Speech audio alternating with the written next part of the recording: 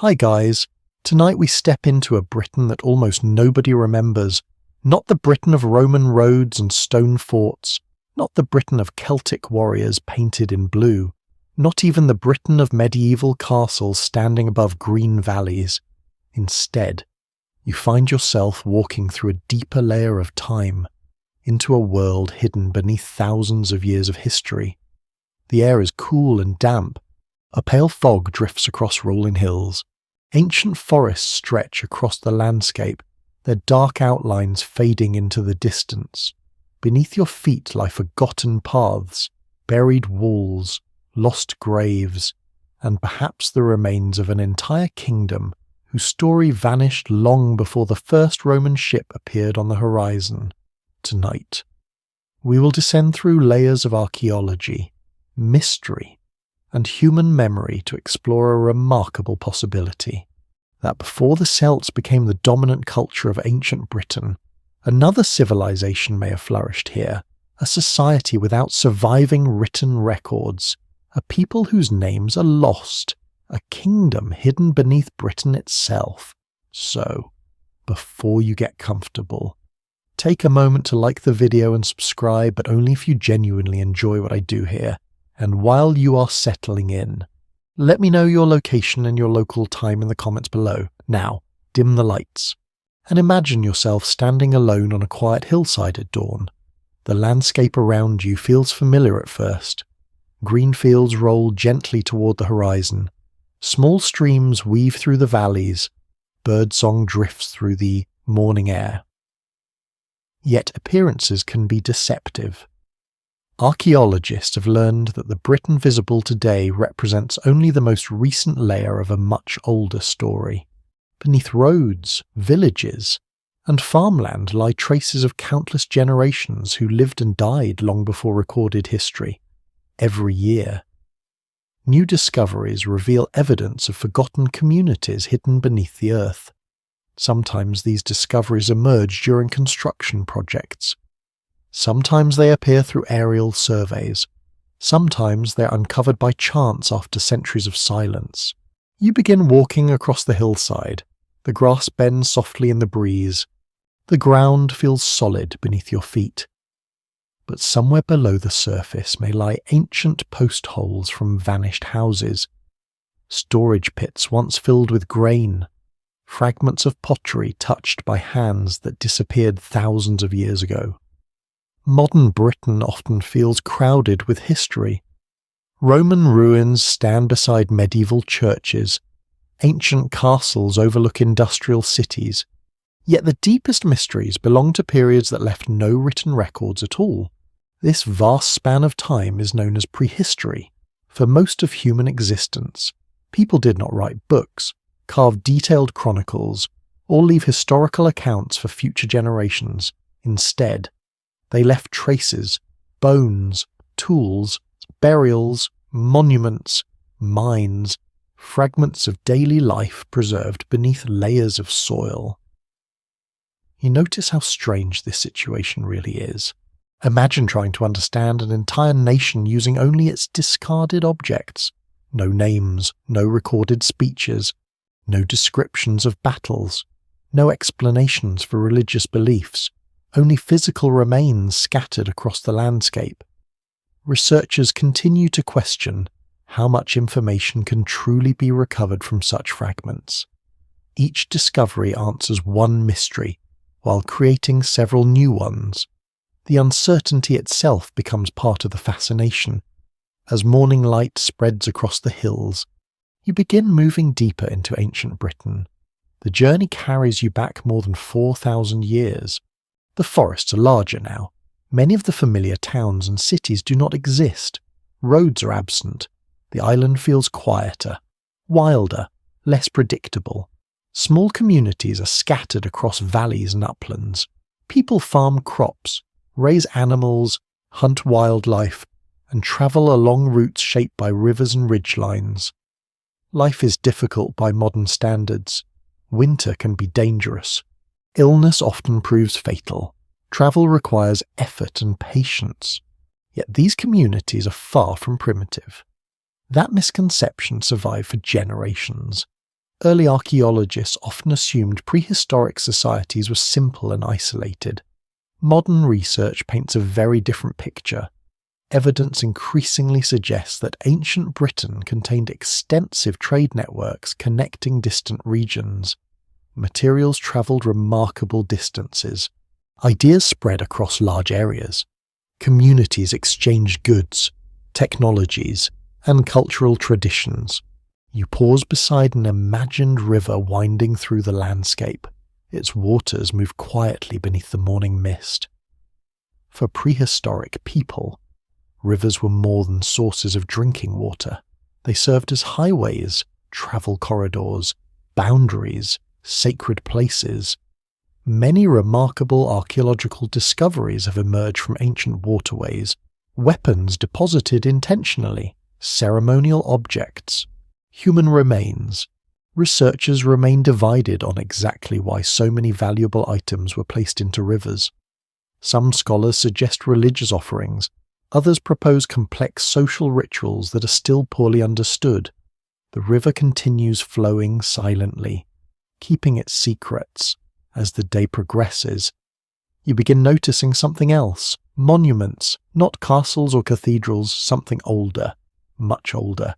Earthworks rise across distant hills, standing stones emerge from grassy fields. Burial mounds punctuate the landscape like silent markers. Many were already ancient when Rome conquered Britain. Some were ancient before the Celts themselves became prominent.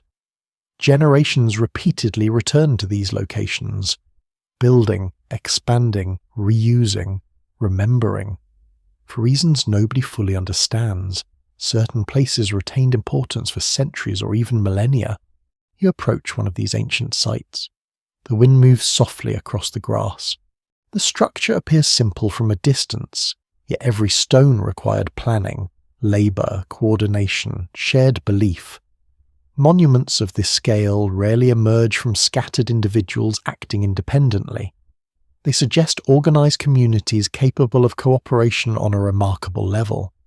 This observation leads to one of the great mysteries of prehistoric Britain. How organised were these societies? Were they merely loose networks of villages? Or did larger political systems already exist beneath the surface of history? Researchers continue debating this question. Some evidence points toward regional leaders exercising influence across significant territories. Other scholars caution that the evidence remains incomplete. The truth may lie somewhere between these possibilities, yet hints continue appearing. Ancient trade routes, elite burials, large ceremonial complexes, specialized mining operations, all suggest a level of social organization greater than once imagined. You continue walking. The landscape grows quieter. Cloud shadows drift slowly across distant hills. A sense of immense age settles over everything around you. Many viewers naturally imagine history as a sequence of famous civilizations, Egyptians, Greeks, Romans, medieval kingdoms. Yet countless societies existed beyond the boundaries of written records. Entire cultures flourished, transformed, and disappeared without leaving a single surviving name. Ancient Britain may contain some of the most intriguing examples. The deeper archaeologists dig, the more complicated the story becomes. What initially appeared to be scattered communities increasingly resemble something larger, something connected, something whose full shape remains hidden.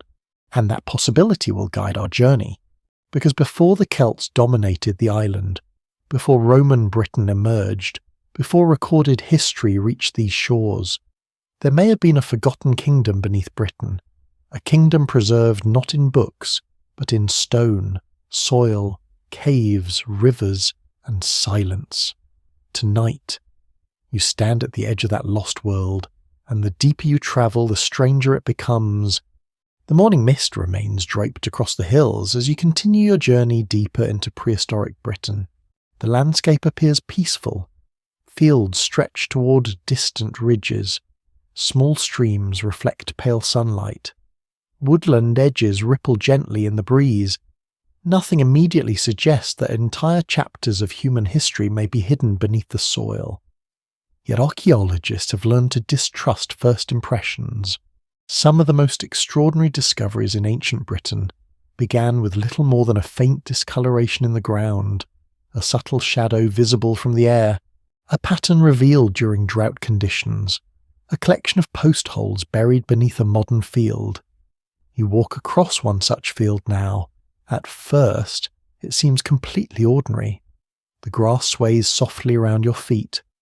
Birds drift overhead. The silence feels almost timeless. Then you imagine the layers beneath you. A few inches below the surface may lie traces of ancient hearths. Below those, fragments of pottery. Deeper still, the outlines of homes built thousands of years ago. Perhaps beneath them, evidence of even earlier communities whose existence remained unknown until very recently. This is one of the great surprises of British archaeology. The landscape often appears unchanged, yet beneath it exists a hidden world. Researchers frequently compare archaeology to reading a book that has been buried, scattered, and partially destroyed. Every excavation uncovers only a few surviving pages. The rest must be reconstructed through careful observation and educated interpretation. As you continue walking, the forests around you begin to change. You're now imagining Britain during the late Neolithic and early Bronze Age. This was a period when communities across the island were becoming increasingly connected. Agriculture had transformed daily life. Forests were gradually cleared. Permanent settlements expanded. Trade networks grew more sophisticated. For generations, many historians viewed these communities as relatively isolated. Recent discoveries suggest a different reality. Objects found hundreds of miles from their sources indicate that people were moving goods across remarkable distances. Stone from one region appears in another.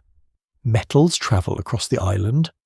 Ideas seem to spread along routes that connected communities separated by rivers, hills, and forests. You pause beside a ridgeline overlooking a broad valley. Below, smoke rises from scattered settlements. Small fields surround timber houses. Livestock graze near streams. Children run between fences and storage buildings. The scene feels modest, yet appearances can be misleading. Some archaeologists suggest that certain settlements may have acted as regional centres, places where trade, ceremony, and social gatherings drew people from surrounding areas. Others remain cautious, arguing that the evidence remains incomplete. The debate continues.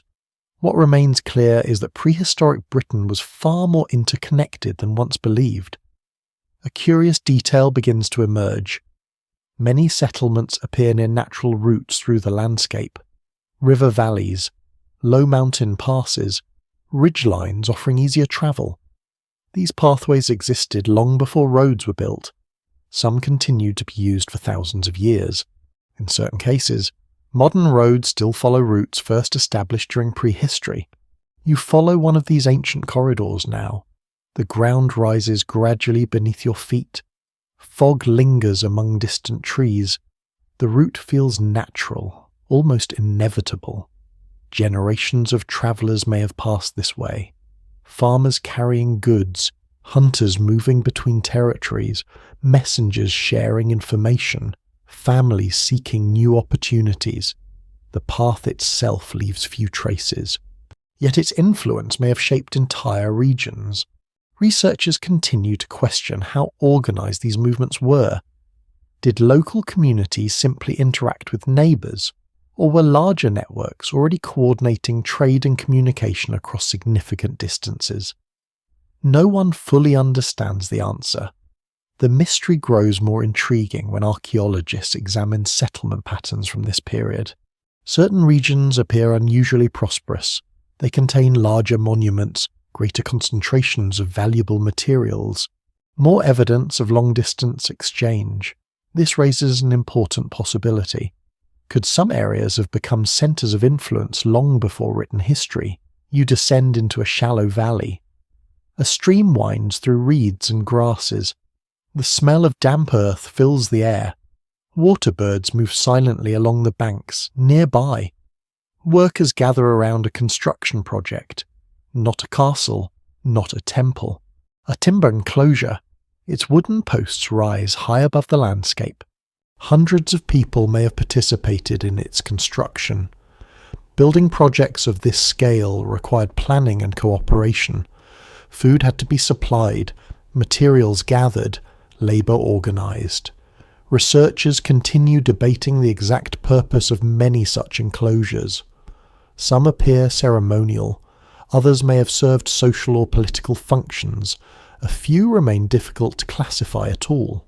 Their existence hints at levels of organisation that challenge older assumptions about prehistoric life. You continue onward. The sun climbs higher. The valley gradually opens into rolling countryside. Here another mystery waits beneath the earth. Modern excavation techniques have revealed clusters of settlements connected across surprisingly large areas. Some communities specialised in farming, others produced tools, others occupied strategic locations along trade routes, taken individually. These discoveries seem ordinary, viewed together. They begin forming a larger picture, a network, a system, possibly even the foundation of something resembling a forgotten kingdom. Researchers remain careful when using such terms. The word kingdom often conjures images of crowns, palaces, and written laws. Prehistoric societies may have functioned very differently. Leadership could have been based on kinship, ritual authority, control of resources, or seasonal gatherings. The political structures may not resemble later kingdoms at all, yet influence clearly existed. Power clearly existed. Coordination clearly existed. The question is how far that influence extended. You notice a distant hill crowned by earthworks. Its silhouette stands against the afternoon sky. Such locations often became focal points within the landscape. People could see them from miles away. Travellers used them as landmarks. Communities may have associated them with ancestry, spirituality, or authority. Many ancient monuments occupy similarly prominent positions. This pattern appears again and again across Britain. Researchers continue asking why certain locations maintain significance across generations. Some sites remained important for centuries, others for thousands of years. Even when populations changed, people often returned to the same places. A strange continuity seems to connect otherwise separate eras. The deeper archaeologists investigate, the more difficult it becomes to view prehistoric Britain as a collection of isolated villages. Patterns emerge everywhere: trade routes, monument complexes, shared artistic styles, common burial traditions, large-scale construction projects. The evidence suggests people belong to something larger than their immediate settlements. Exactly what that larger system looked like remains uncertain. That uncertainty keeps the mystery alive. As evening approaches, long shadows stretch across the landscape. The air cools, birdsong gradually fades. You reach another hillside and look back across the valleys. From here, countless hidden settlements lie beyond the horizon. Most have vanished completely from sight. Their houses decayed centuries ago. Their names disappeared even earlier. Yet traces remain beneath the soil. Footprints beneath forests. Villages beneath fields. Fragments of lives waiting quietly underground. And with every new excavation, archaeologists uncover more evidence that ancient Britain may once have been home to a complex world whose true scale is only beginning to emerge. The forgotten kingdom remains invisible, but its outlines are starting to appear, like shapes emerging slowly through the fog. The following morning, you leave the scattered settlements behind and continue deeper into the landscape of prehistoric Britain. A thin veil of mist hangs above the rivers. The hills rise gently from the valleys. Ancient woodlands cover the slopes in dark green waves. At first glance, the countryside appears untouched. Yet beneath this calm surface lies evidence of a society that may have been far more organised than anyone once imagined. You follow a river winding through the heart of the island. The water moves quietly over smooth stones. Its course has changed little across thousands of years, long before maps existed. Rivers shaped the geography of human life. They provided fresh water, fish, transportation routes, and fertile land. Communities naturally gathered near them. But some rivers seem to have become something more, something that connected entire regions. As you walk along the bank, you begin noticing how settlements appear at regular intervals. Clusters of houses occupy strategic locations. Small farming communities overlook crossing points. Ceremonial sites stand on elevated ground nearby. Researchers have spent decades studying these patterns. Many believe the arrangement was not accidental. Some scholars suggest that certain river systems functioned as the backbone of regional networks linking communities across considerable distances. Others argue that the evidence remains open to interpretation, yet the patterns continue to appear. The farther archaeologists investigate, the more interconnected the landscape seems. You reach a broad valley where several rivers converge. The morning sunlight glimmers on the water. Birds circle overhead. The area feels unusually alive. If you were a traveller thousands of years ago, this location would have been difficult to ignore. People moving through the landscape would naturally gather here. Goods could be exchanged. News could spread. Ceremonies might attract visitors from distant settlements. Seasonal gatherings may have transformed quiet valleys into crowded centres of activity. Researchers continue questioning exactly how these gatherings functioned. No written records survive to explain them. The clues must be reconstructed from archaeology alone. Fragments of pottery, animal bones, burial sites, traces of ancient feasting.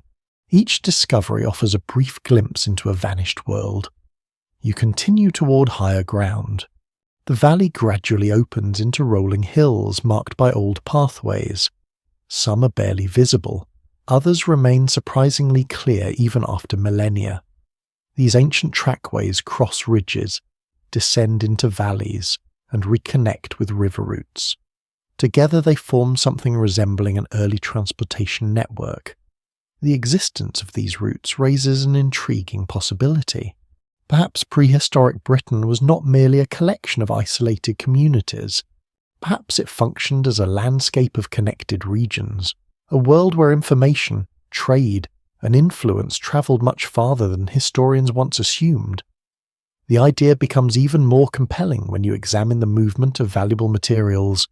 Stone from distant quarries appears hundreds of miles from its source.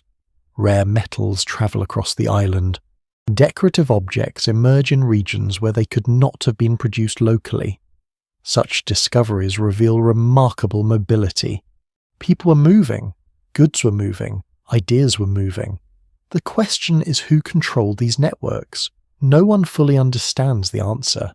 You pause beside a hillside overlooking a broad plain.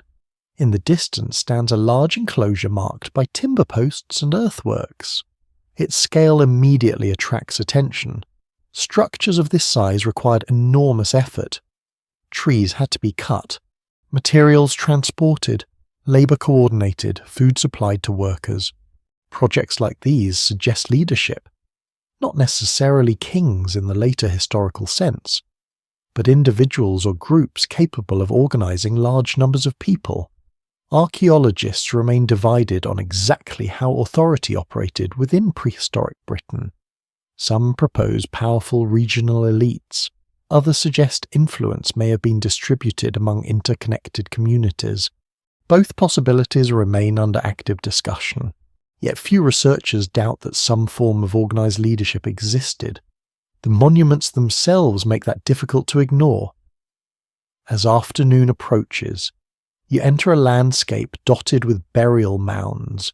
Some rise gently from the hills, others dominate the surrounding terrain. Their silhouettes cast long shadows across the grass. Many were built for individuals who held special status within their communities. Excavations have revealed carefully crafted grave goods, weapons, jewellery, ceremonial objects, rare imported materials, Such discoveries hint at social hierarchies that extended beyond simple village life. You kneel beside one imagined mound. The wind brushes softly across the hillside. Beneath the earth rests a person whose name has vanished completely. Yet the burial itself continues speaking across thousands of years. The effort invested in its construction suggests respect, authority, possibly even power. Researchers continue debating how much influence such individuals possessed during life. Were they local leaders, regional rulers, religious specialists? No definitive answer exists, but the questions themselves reveal how complex these societies may have been. The afternoon light begins turning golden. You follow another ancient route climbing toward higher elevations. From the summit, the landscape unfolds in every direction. Rivers glisten across the valleys. Forests stretch toward the horizon. Distant hills fade into blue mist. Standing here, you gain a better sense of scale. Communities that once seemed isolated now appear connected by visible corridors of movement. Travel would have been difficult, certainly, yet not impossible. People who knew the land could navigate surprising distances. Many researchers believe prehistoric knowledge of the landscape was extraordinarily sophisticated. Landmarks carried meaning. Rivers guided journeys. Hills served as navigation points. Memory functioned as a living map. Today we rely on satellite navigation and glowing screens.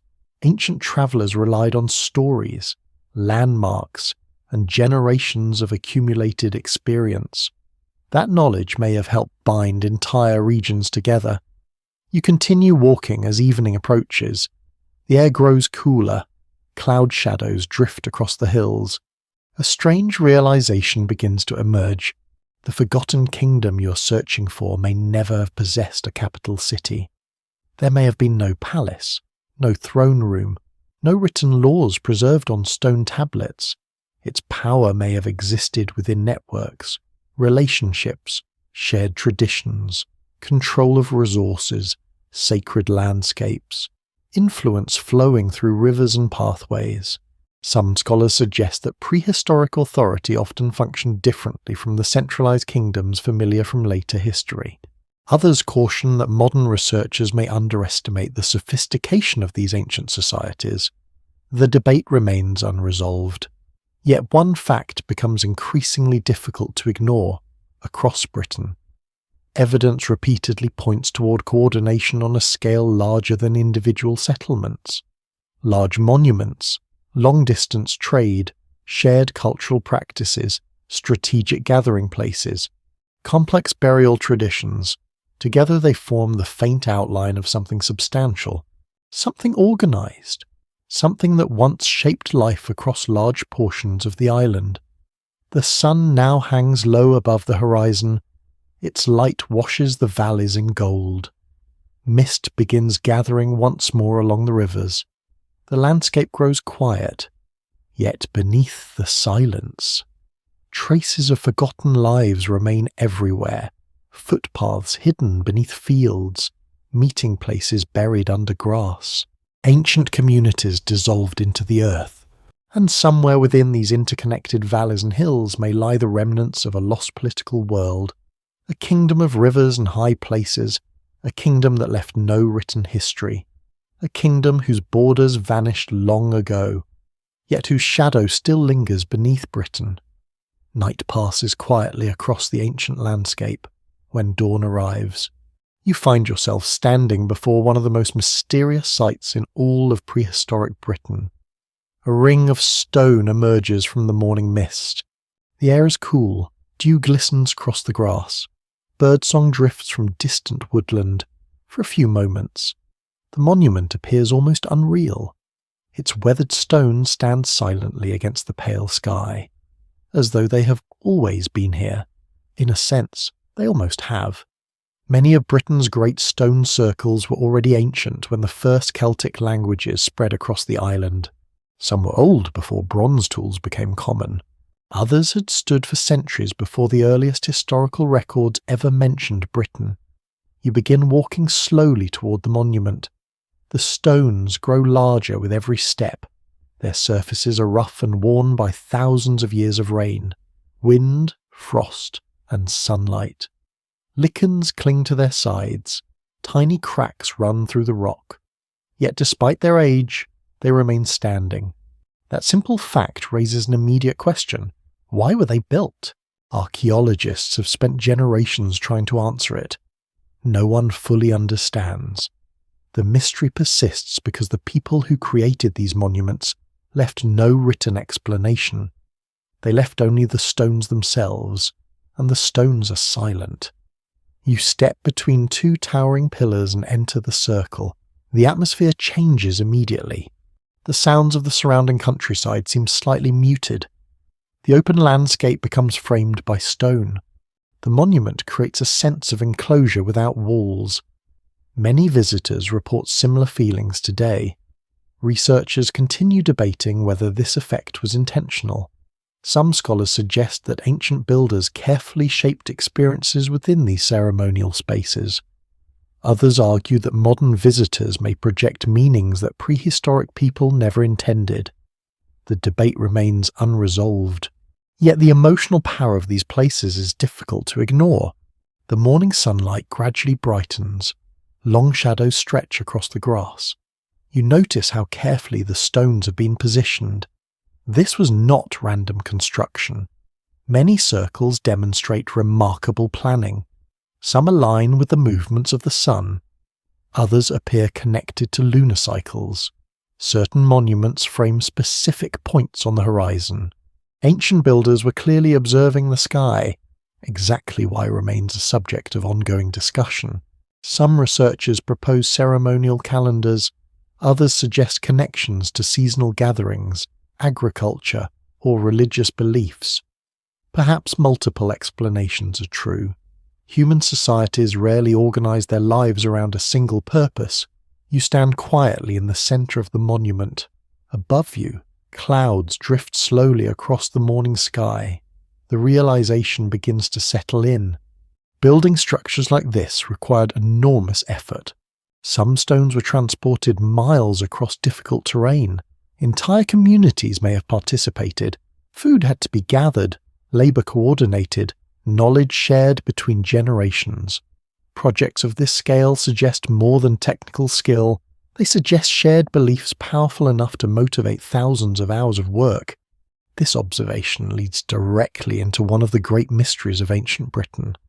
What kind of society could organize such achievements? The question becomes even more fascinating when you consider that stone circles were only part of a much larger ceremonial landscape. Across Britain, archaeologists have uncovered avenues, burial mounds, timber circles, earthworks, and processional routes connected to these monuments. Many appear to form vast ceremonial complexes stretching across entire regions. You leave the stone circle and follow one of these imagined routes. The path winds gently through open countryside. In the distance, another monument rises from the earth, then another, then another. The landscape begins to feel less like scattered archaeological sites and more like an interconnected sacred world. Researchers continue investigating these relationships. Some scholars suggest that certain regions functioned as ceremonial centers, attracting visitors from great distances. Others caution that the evidence remains incomplete. Yet discoveries continue revealing surprising levels of complexity. One particularly intriguing detail emerges from recent archaeological studies. Many ceremonial sites appear to have been used repeatedly over extremely long periods. Generations returned again and again. Children grew old and died. Entire communities changed. Yet the monuments remained important. The continuity is remarkable. You pause beside a grassy mound overlooking the valley. The wind carries the scent of damp earth. Below, the landscape glows beneath soft sunlight. Thousands of years ago, people may have stood in exactly this location, watching ceremonies, observing seasonal events, participating in rituals whose meanings are now lost. No one fully understands what those rituals involved. Animal remains discovered at some sites suggest large communal feasts. Other evidence points toward burial ceremonies. A few locations contain unusual deposits that continue to puzzle researchers. The mysteries multiply rather than disappear. As the day progresses, you reach one of the most famous examples of prehistoric monument building. Not merely a stone circle, but an entire ceremonial landscape extending far beyond the visible stones themselves. Today, tourists often focus on individual monuments. Ancient people may have experienced these places very differently. The journey between sites could have been just as important as the destinations. Processional routes connected sacred locations. Certain pathways may have guided participants through carefully structured experiences. Researchers remain divided on exactly how these journeys functioned, but many agree that movement through the landscape likely played a significant role. You imagine walking one of these routes at dawn. Mist clings to the ground, torches flicker in the darkness. Voices echo softly through the air. Gradually, the first sunlight appears on the horizon. Massive stones emerge from the fog. The experience must have been unforgettable, even today. Many visitors describe powerful emotional reactions when approaching these monuments. The ancient builders may have understood something fundamental about human psychology. Landscape, light, sound, and architecture can combine to create profound experiences. As afternoon fades toward evening, another question begins to emerge. Why did prehistoric Britain devote so much effort to ceremonial construction in some regions? Monuments seem almost as common as settlements. This suggests that ritual and belief occupied a central position within society. Perhaps these sacred landscapes helped unite community across large territories. Perhaps they reinforced shared identities. Perhaps they provided neutral gathering places where alliances could be maintained. Researchers continue exploring all of these possibilities. No single explanation fully accounts for the evidence. The uncertainty remains part of the fascination. You climb a final hill as sunset approaches. The sky glows with shades of gold and amber. Across the horizon, ancient monuments cast long shadows over the grasslands. Many are barely visible. Some remain completely hidden beneath the earth. Others survive only as subtle marks detected through aerial photography. Yet together they reveal something extraordinary. Long before the Celts, long before Roman Britain, long before written history, the island was home to monument builders capable of reshaping entire landscapes. Their achievements still dominate parts of Britain thousands of years later. Their names are forgotten. Their beliefs remain mysterious, but their stones continue standing, silent witnesses to a world that refuses to disappear completely. And with every new excavation, archaeologists uncover more evidence that the forgotten kingdom beneath Britain may have been far more sophisticated than anyone once believed. As darkness fades from the hills, you find yourself entering a different kind of landscape. The monuments remain behind you. The great stone circles still stand in the distance. But today your attention turns toward the natural world itself. Ancient Britain was not merely a land of settlements and ceremonial structures. It was a land where rivers, caves, forests, springs, mountains, and coastlines carried meanings that modern people often struggle to imagine. The morning air feels cool and damp. Mist drift above a winding river. Tall reeds sway along the banks. Birds move through the pale sky. The scene appears peaceful. Yet for prehistoric communities, places like this may have possessed significance far beyond their practical value. You follow the river downstream. The water reflects shifting patches of sunlight.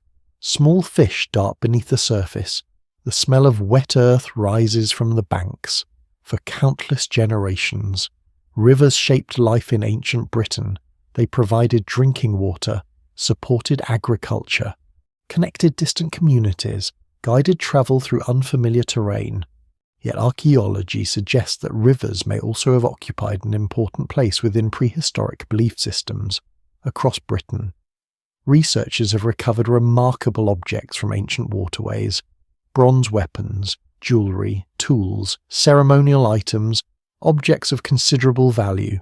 Many appear to have been deliberately placed into rivers. The pattern is too widespread to dismiss as accident. Why people made these deposits remains uncertain. Some scholars believe they represented offerings to supernatural forces associated with water. Others suggest they formed part of social rituals involving status and display. Researchers continue debating the exact meanings. The river itself offers no explanation. It simply continues flowing toward the sea. You pause beside a quiet bend where morning fog still lingers above the surface. The atmosphere feels strangely timeless. Perhaps that feeling helps explain why rivers became important. Moving water possesses a certain mystery. It arrives from distant places, disappears beyond the horizon, changes constantly while remaining familiar. Many ancient cultures across the world associated rivers with spiritual concepts. Prehistoric Britain may have been no exception. The farther you travel, the more apparent it becomes that natural features and human belief were deeply connected. Leaving the river behind, you enter an ancient woodland. The forest canopy filters the sunlight into shifting patterns. Moss covers fallen branches. Birdsong echoes softly between the trees. The air smells of damp leaves and rich soil. Modern Britain contains relatively little ancient woodland compared with prehistoric times. Thousands of years ago, forests covered much of the landscape. For many communities, these woods represented both opportunity and uncertainty. They provided fuel, building materials, food, and hunting grounds. At the same time, dense forests concealed dangers, wild animals, difficult terrain, unknown travellers. The forest was a place where ordinary life blended with mystery. Researchers continue exploring how prehistoric people understood these environments. Some evidence suggests that certain groves or wooded areas may have held special significance. Unfortunately, timber rarely survives as well as stone. Many clues disappeared long ago, yet hints occasionally emerge through pollen studies, excavation data, and environmental analysis. The picture remains incomplete. Still, the possibility is fascinating. Sacred landscapes may have included living forests alongside monuments and ceremonial sites. You continue deeper among the trees. Eventually the woodland begins thinning. Ahead, a rocky hillside rises from the earth. Dark openings mark the face of the stone, caves. The temperature drops slightly as you approach. Cool air drifts outward from the entrances. The sound of distant water echoes faintly from within. Throughout human history, caves have occupied a unique position in the imagination. They exist between worlds, part natural landscape, part hidden underground realm. Archaeologists have discovered evidence that caves held particular importance within prehistoric Britain. Some contain human remains, others preserve ceremonial deposits. A few reveal signs of repeated visitations spanning centuries. Researchers remain divided regarding exactly how these spaces were used. Some caves may have served practical purposes, others appear connected to ritual activities. No single explanation accounts for all discoveries. You step carefully into the darkness. The daylight behind you grows dim. Water drips slowly from the stone ceiling. The air smells of mineral-rich moisture. Your footsteps echo softly through the chamber. Even today, caves possess a powerful atmosphere. Thousands of years ago, entering such a place may have felt profoundly significant. The underground world existed beyond ordinary experience. It was hidden, silent, ancient. Many researchers suspect that these qualities contributed to their spiritual importance. The farther archaeologists investigate prehistoric ritual, the more frequently caves appear within the evidence. What exactly occurred within them remains uncertain. The mystery persists. Emerging once more into daylight, you continue toward higher ground. The landscape gradually opens. Rolling hills stretch toward the horizon. Near the summit lies another natural feature that repeatedly appears in prehistoric archaeology: a spring. Clear water emerges directly from the earth. Its surface glitters in the afternoon sunlight. Springs fascinated ancient communities across Europe. Their seemingly endless flow suggested a source beyond ordinary understanding. Even today, certain springs maintain traditions associated with healing, luck, or spirituality. Researchers continue questioning how far such traditions extend into prehistory. Direct evidence remains limited, yet the repeated appearance of deposits near springs suggests they held importance long before written history. You kneel beside the water, the flow remains steady, unchanging. Generation after generation may have visited this exact location. Children, travellers, farmers, ceremonial participants, entire communities. The spring becomes a point of continuity connecting centuries of human experience. As afternoon fades, you climb toward the crest of the hill. The view is extraordinary. Rivers wind through distant valleys. Forests cover the lower slopes. Stone monuments stand faintly against the horizon. The landscape begins to resemble a vast interconnected system. Natural features and human constructions blend together. Researchers increasingly view prehistoric ceremonial landscapes in similar terms. Monuments rarely existed in isolation.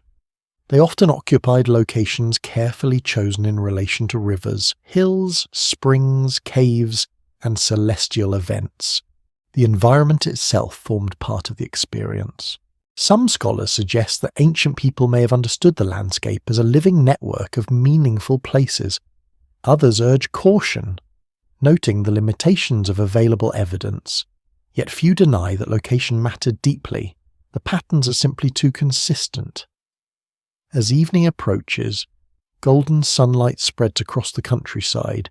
Mist begins gathering once again within the valleys. You realise that the forgotten kingdom beneath Britain may not have been defined solely by settlements or political power. It may also have been bound together through shared relationships with the landscape itself. Sacred rivers, ancient forests, hidden caves, endless springs, prominent hills, these places shaped movement, memory, belief, and identity, long before maps divided territories. Long before written histories recorded events, the land itself may have helped unite communities across the island, and as the first evening stars appear above the horizon, you begin to understand that the sacred geography of ancient Britain remains hidden in plain sight. The rivers still flow, the hills still rise, the caves still breathe cool air into the darkness, waiting quietly beneath the layers of history. The next stage of your journey takes you beneath the earth, not into caves shaped by nature, not into burial chambers raised for the dead, but into something even more surprising, an industrial landscape hidden underground thousands of years before the arrival of Rome. The morning sky above ancient Britain is pale and overcast. A cool breeze moves across open grassland. From a distance, the hillside appears unremarkable. Gentle slopes roll toward the horizon. Wildflowers sway among patches of chalk. Nothing hints at what lies below. Yet beneath your feet stretches one of the most extraordinary achievements of prehistoric engineering. You begin walking toward a field covered with shallow depressions. There are dozens of them, then hundreds. Eventually, you realize they extend across a vast area. To an unfamiliar observer, they might resemble natural features. In reality, they are the scars left behind by ancient miners. Thousands of years ago, communities came here seeking one of the most valuable materials in prehistoric Britain, flint. Today, flint rarely attracts much attention. Modern society relies on steel, plastics, electronics, and advanced alloys. But before metal became widespread, flint was indispensable. It could be shaped into blades sharper than many modern surgical instruments. It provided cutting tools, hunting equipment, and countless everyday necessities. Control of high-quality flint meant access to wealth, influence, and survival. You approach one of the ancient shafts. Its opening descends into darkness. The air emerging from below feels cool and damp. For a moment, you hesitate, then you begin climbing downward. The chalk walls surround you on every side. Light gradually fades. The sounds of the surface disappear. Only the faint scrape of your movements remains. The experience feels strangely intimate. Ancient miners descended these shafts carrying simple tools made from stone, antler, and wood. Yet what they accomplished remains astonishing.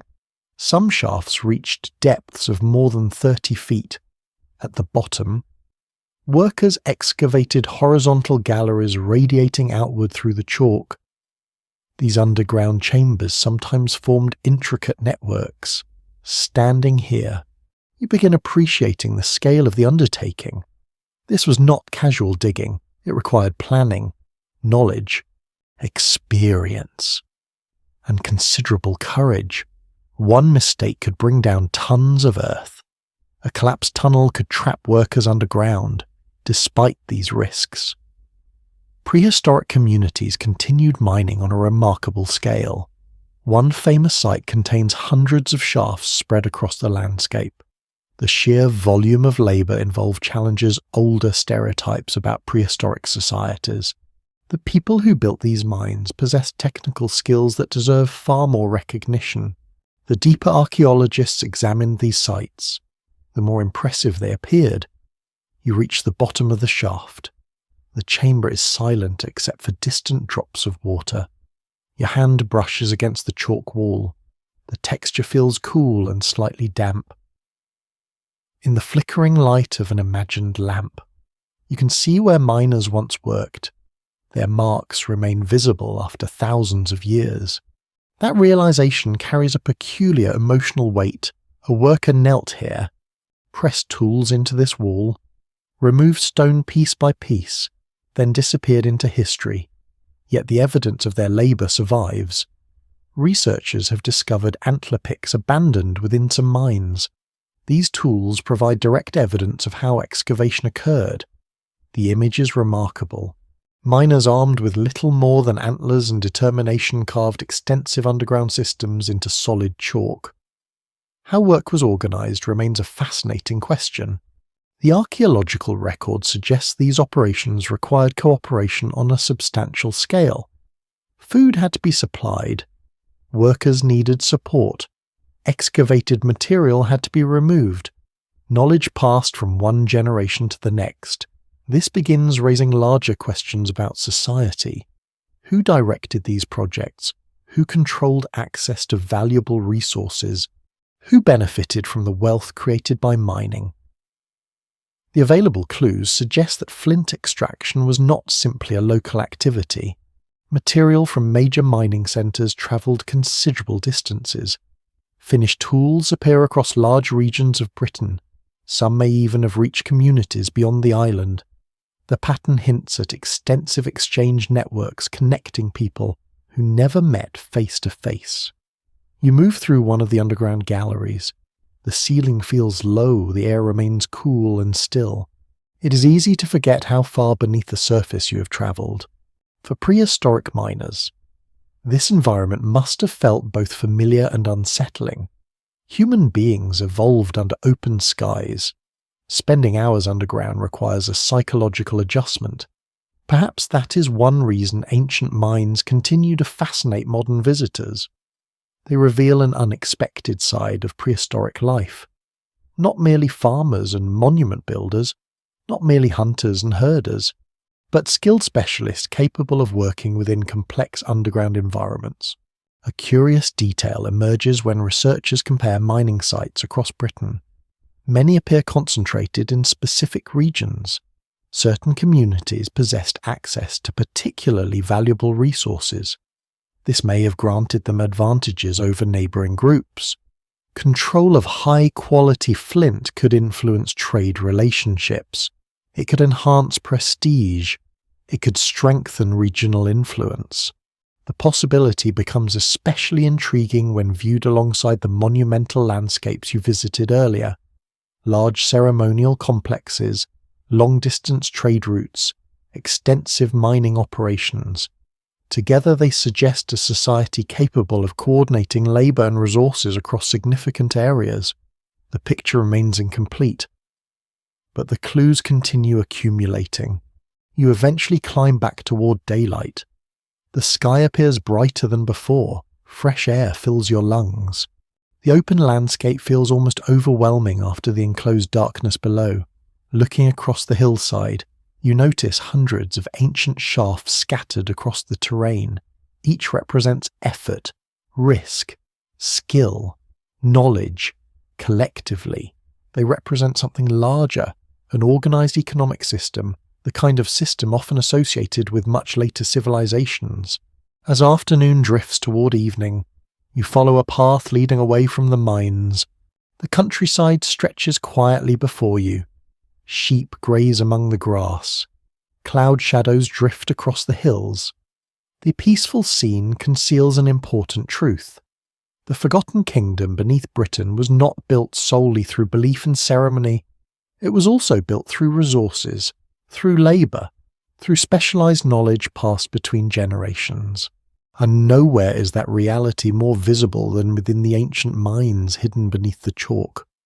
Their tunnels remain silent today, yet they continue telling a remarkable story. A story of engineering without metal machinery. A story of industry without written records. A story of people who descended into darkness in search of stone and, without realising it, left behind evidence of a society far more sophisticated than history once allowed. As the evening light softens across the landscape, you leave the mining fields behind, but the underground world remains below, quiet, hidden, waiting beneath the earth where the first foundations of forgotten power may have begun. Morning arrives beneath a sky of drifting grey clouds. You leave the chalk mining fields behind and continue westward through ancient Britain. The land rises and falls in gentle waves. Mist clings to distant valleys. Streams thread their way between wooded hills. The countryside appears calm. Yet hidden within this landscape lies evidence of something that transformed prehistoric society. Wealth. Not wealth measured in coins or written accounts. Not wealth stored in banks or counted in ledgers. A different kind of wealth. A wealth buried beneath the earth. A wealth carried across rivers, forests, and seas. And a wealth that may have helped create the forgotten power structures now emerging from the archaeological record. You follow an ancient route winding across open grassland. The path feels old, not merely decades old or centuries old, timeless. Many prehistoric routes developed naturally through repeated use. Generation after generation followed familiar corridors through the landscape. Along these pathways travelled people, animals, stories, and goods. Archaeological discoveries increasingly suggest that ancient Britain was part of a much larger network of exchange than once imagined. You pause beside a low hill overlooking a broad valley. The view stretches for miles. From here, it becomes easier to imagine movement across the landscape. Travellers approaching from distant regions, herders guiding livestock, merchants carrying valuable materials, community connected by invisible threads of trade and communication. One of the most revealing discoveries in prehistoric archaeology comes from studying where objects originate. Modern scientific techniques allow researchers to trace certain materials back to their sources. The results are often surprising. Stone tools found in one region may originate hundreds of miles away. Decorative items appear far from the places where they were created. Metals move across astonishing distances. These findings reveal a world far more connected than older models suggested. The scale of movement raises important questions. Who organised these exchanges? Who controlled access to valuable materials? How did information travel between distant communities? The surviving evidence offers intriguing clues but few definitive answers. You continue walking as sunlight briefly breaks through the clouds. Ahead lies a settlement surrounded by cultivated fields. Smoke rises from hearth fires. Children move between timber buildings. Dogs wander through the open spaces. The community appears ordinary, yet beneath ordinary daily life. Larger economic systems may have been operating. Farmers produced food. Craft workers shaped tools and ornaments. Miners extracted resources. Traders connected regions together. These activities created networks extending far beyond any individual settlement. Recent archaeological research increasingly emphasizes the importance of specialization. Certain communities became known for particular skills or resources. Some produced high-quality stone tools. Others worked with metals. Others occupied strategic locations along important routes. The result was a landscape of interdependence. No settlement existed entirely alone. You enter the village. The smell of wood smoke drifts through the air. Grain dries near storage structures. Workers shape stone tools beneath simple shelters. Everyday life unfolds at a steady pace, yet one object immediately captures your attention: a polished stone axe. Its surface gleams in the sunlight. The craftsmanship is remarkable. What makes the object especially interesting is its origin. Many polished stone axes discovered across Britain came from a limited number of specialised quarry sites. Some travelled hundreds of miles from where they were produced. Such movement required networks of exchange that extended across large regions. A single object could pass through many hands before reaching its final owner. The pattern suggests not merely trade, but relationships, connections, mutual obligations, shared cultural values. The landscape begins to feel increasingly interconnected. As afternoon approaches, you continue toward a river crossing. The water moves steadily between grassy banks nearby.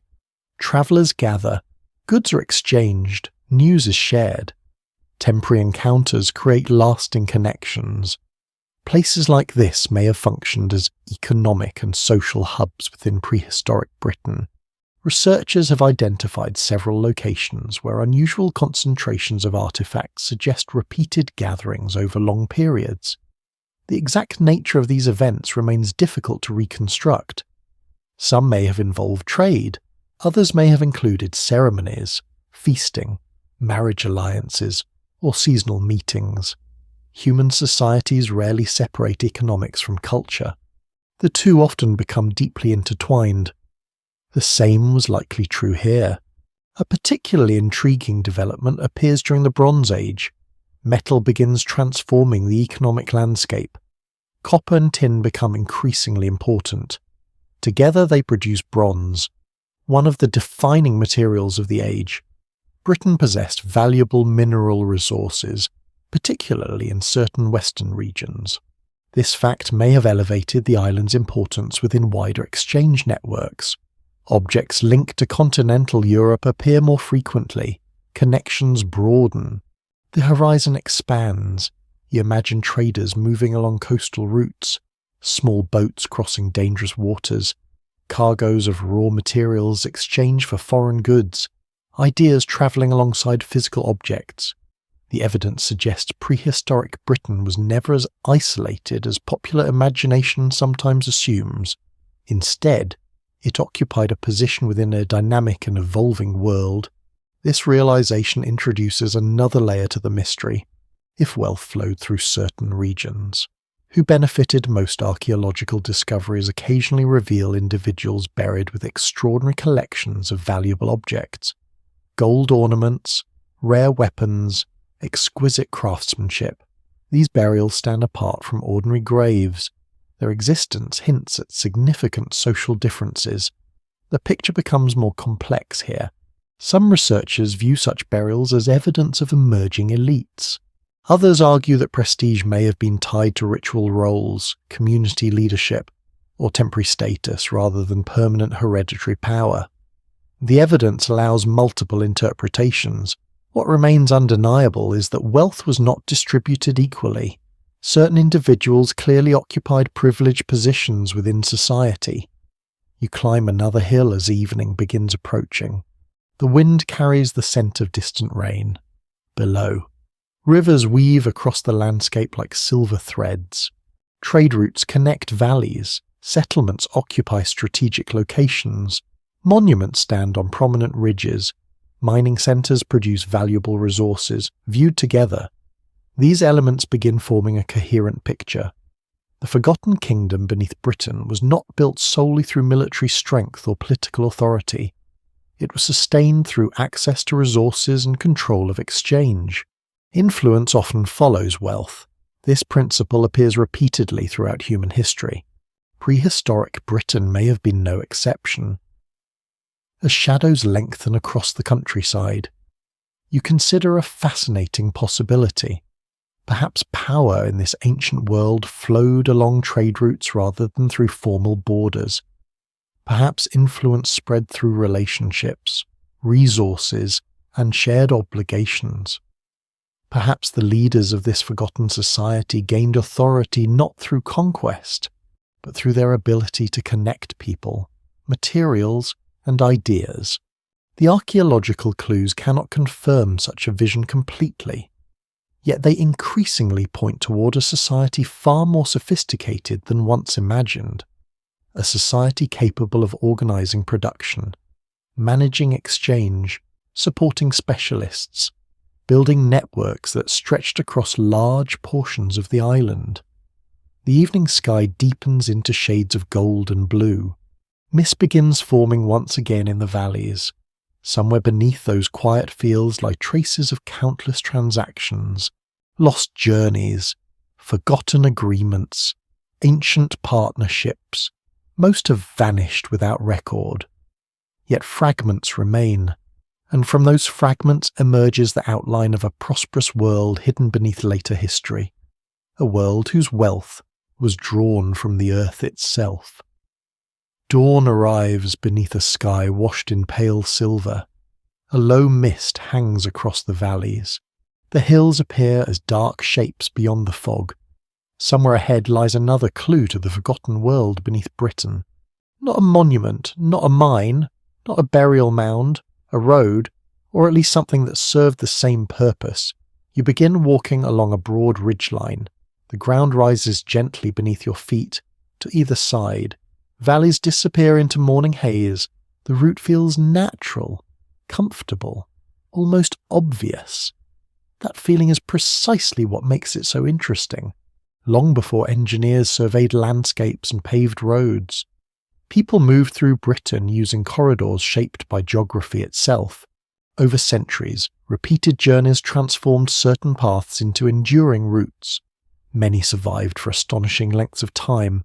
Some may still influence modern transportation networks today. The idea sounds simple at first. People travel from one place to another. Paths emerge naturally. Yet archaeology suggests something far more sophisticated.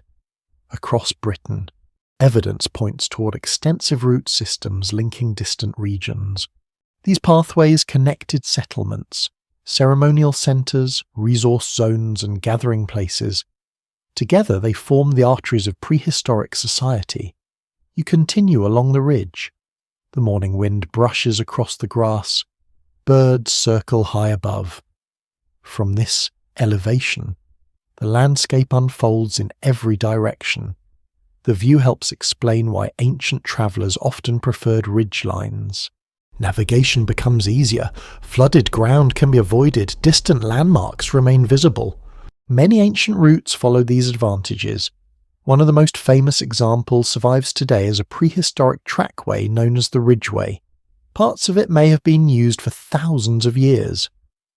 Walking here, you begin understanding why. The route feels efficient, intuitive, almost inevitable. Researchers studying ancient movement increasingly emphasize the importance of landscape. People rarely travelled randomly. They selected paths based on visibility, safety, terrain, resources, and social connections. Every journey reflected practical decisions shaped by generations of experience. As the sun gradually climbs higher, you encounter travellers moving in the opposite direction. Some lead livestock, others carry baskets, tools, or bundles of goods. Children accompany adults. Conversations drift softly through the air.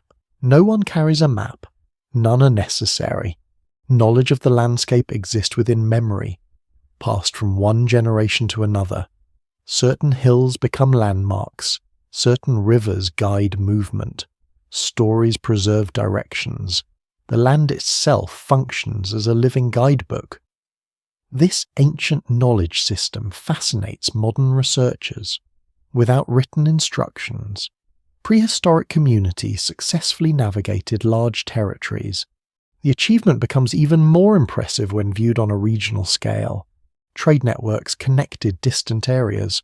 Materials travelled considerable distances. Seasonal gatherings attracted participants from multiple regions.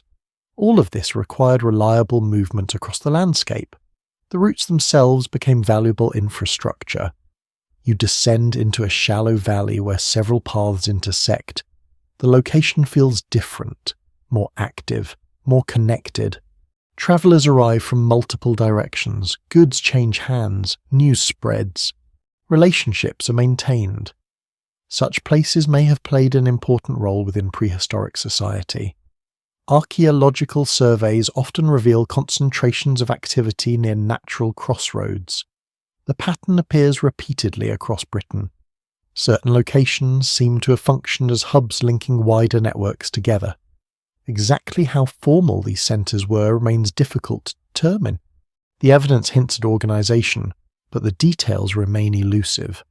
You pause beside a stream where travellers rest before continuing their journeys. Water flows quietly over smooth stones. The scent of wet grass fills the air.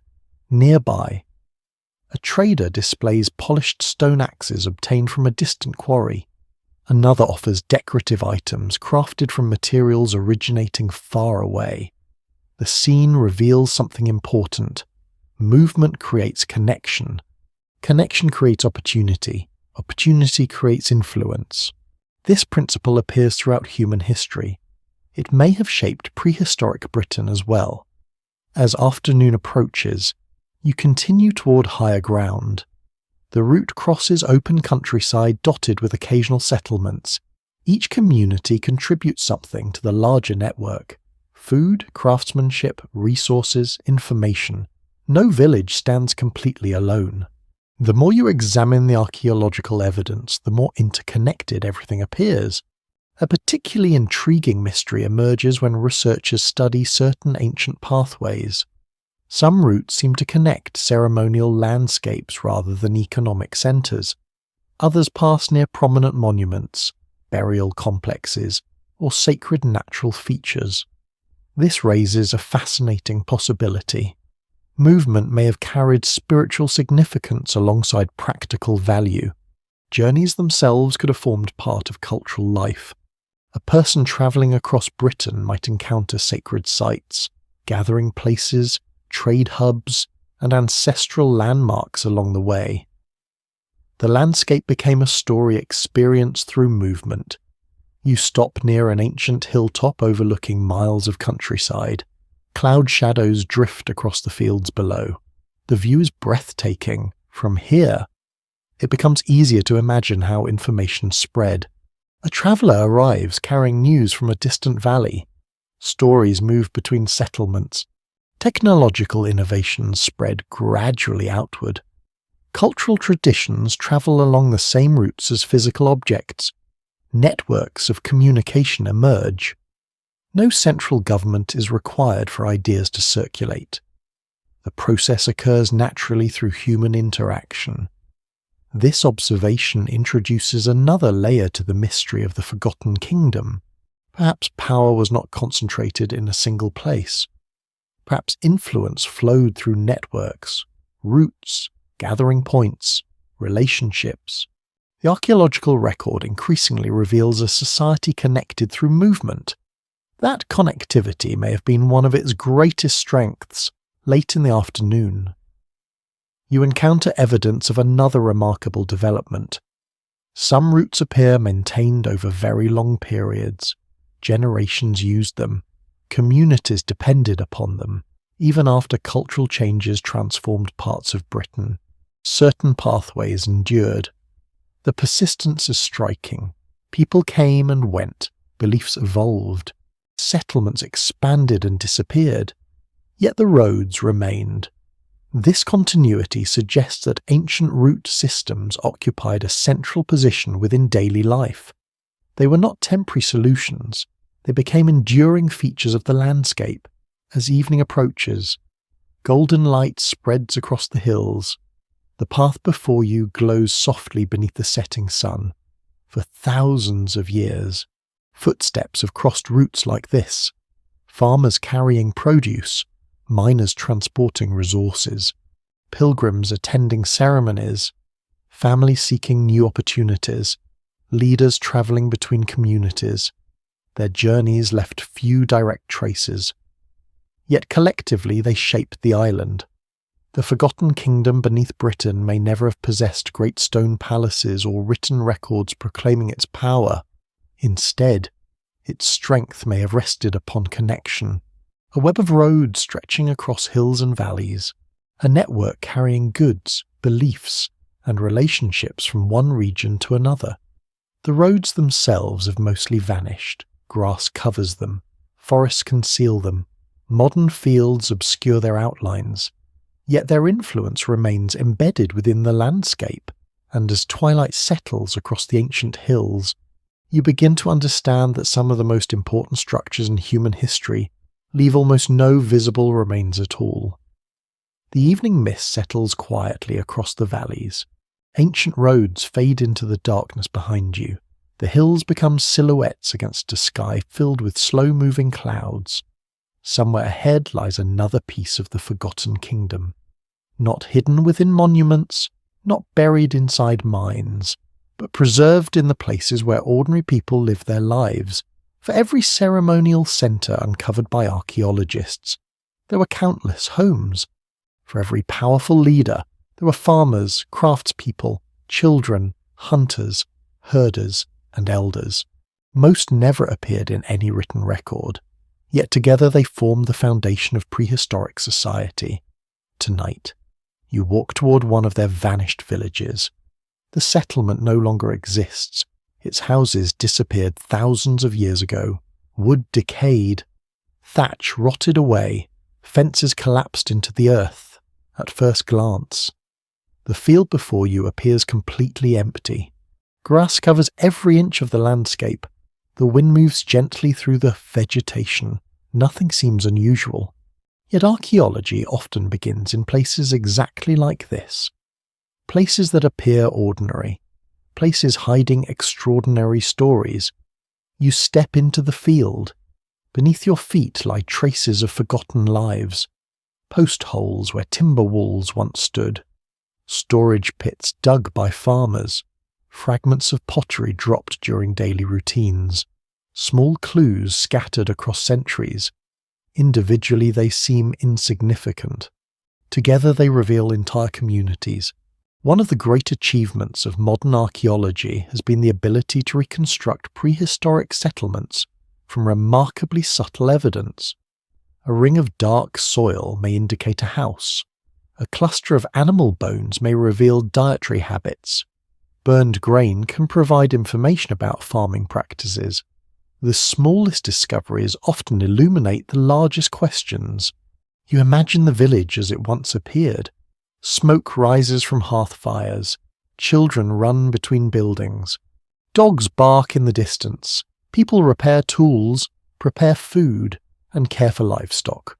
Life unfolds through familiar routines, despite the enormous distance separating modern society from prehistoric Britain. Many daily concerns remain surprisingly recognizable. Families need shelter, food must be stored, children must be protected. Communities depend upon cooperation. These constants create a quiet connection across time. As dawn breaks in your imagined village, the day begins early. The smell of wood smoke drifts through the air. Grain is prepared for cooking. Animals require attention. Water must be collected. Work starts long before the sun reaches its highest point. Agriculture forms the foundation of life. Fields surrounding the settlement provide crops. Livestock supply meat, milk, hides, and labour. The success or failure of harvests influences everything. Researchers studying environmental evidence have gained remarkable insights into prehistoric farming. Ancient pollen preserved within wetlands reveals changing landscapes. Plant remains recovered from archaeological sites identify crops grown thousands of years ago.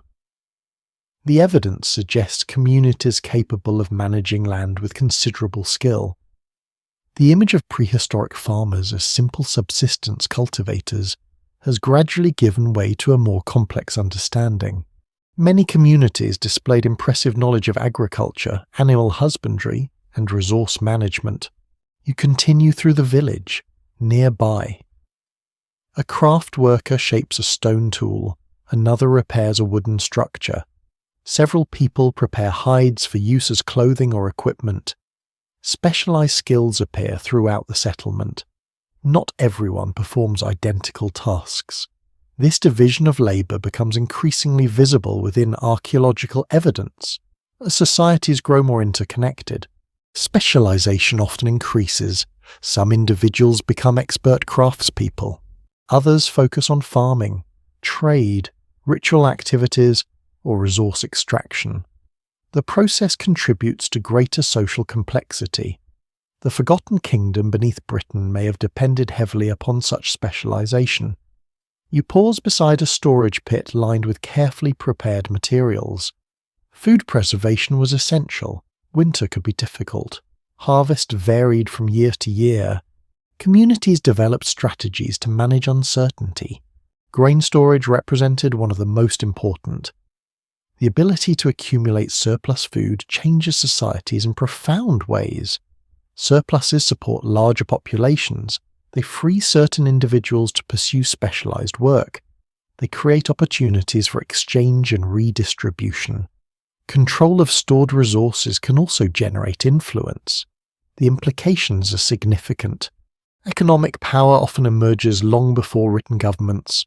As the day progresses, you leave the center of the settlement and walk toward its outskirts. Fields stretch into the distance. Livestock graze beyond simple boundaries. The landscape appears productive and carefully managed. Researchers once imagined prehistoric Britain as heavily forested throughout much of its history. Modern environmental studies reveal a more varied picture. Many areas experience substantial clearing and agricultural activity. Human communities actively shaped their surroundings. The countryside visible before you is not purely natural. It reflects generations of human effort. A curious discovery begins emerging from settlement archaeology. Some villages appear larger and wealthier than others. Certain locations contain evidence of extensive activity, imported materials, or unusual concentrations of valuable objects. These differences hint at social hierarchies that may have existed across the landscape. The exact nature of those hierarchies remains difficult to reconstruct. Archaeological evidence rarely provides simple answers, yet patterns repeatedly suggest that influence and status were unevenly distributed. Some communities occupied more prominent positions within regional networks. Others remained smaller and less connected. You walk toward a cluster of houses standing slightly apart from the rest. Their construction appears more substantial. Storage capacity is greater. Imported materials are more common.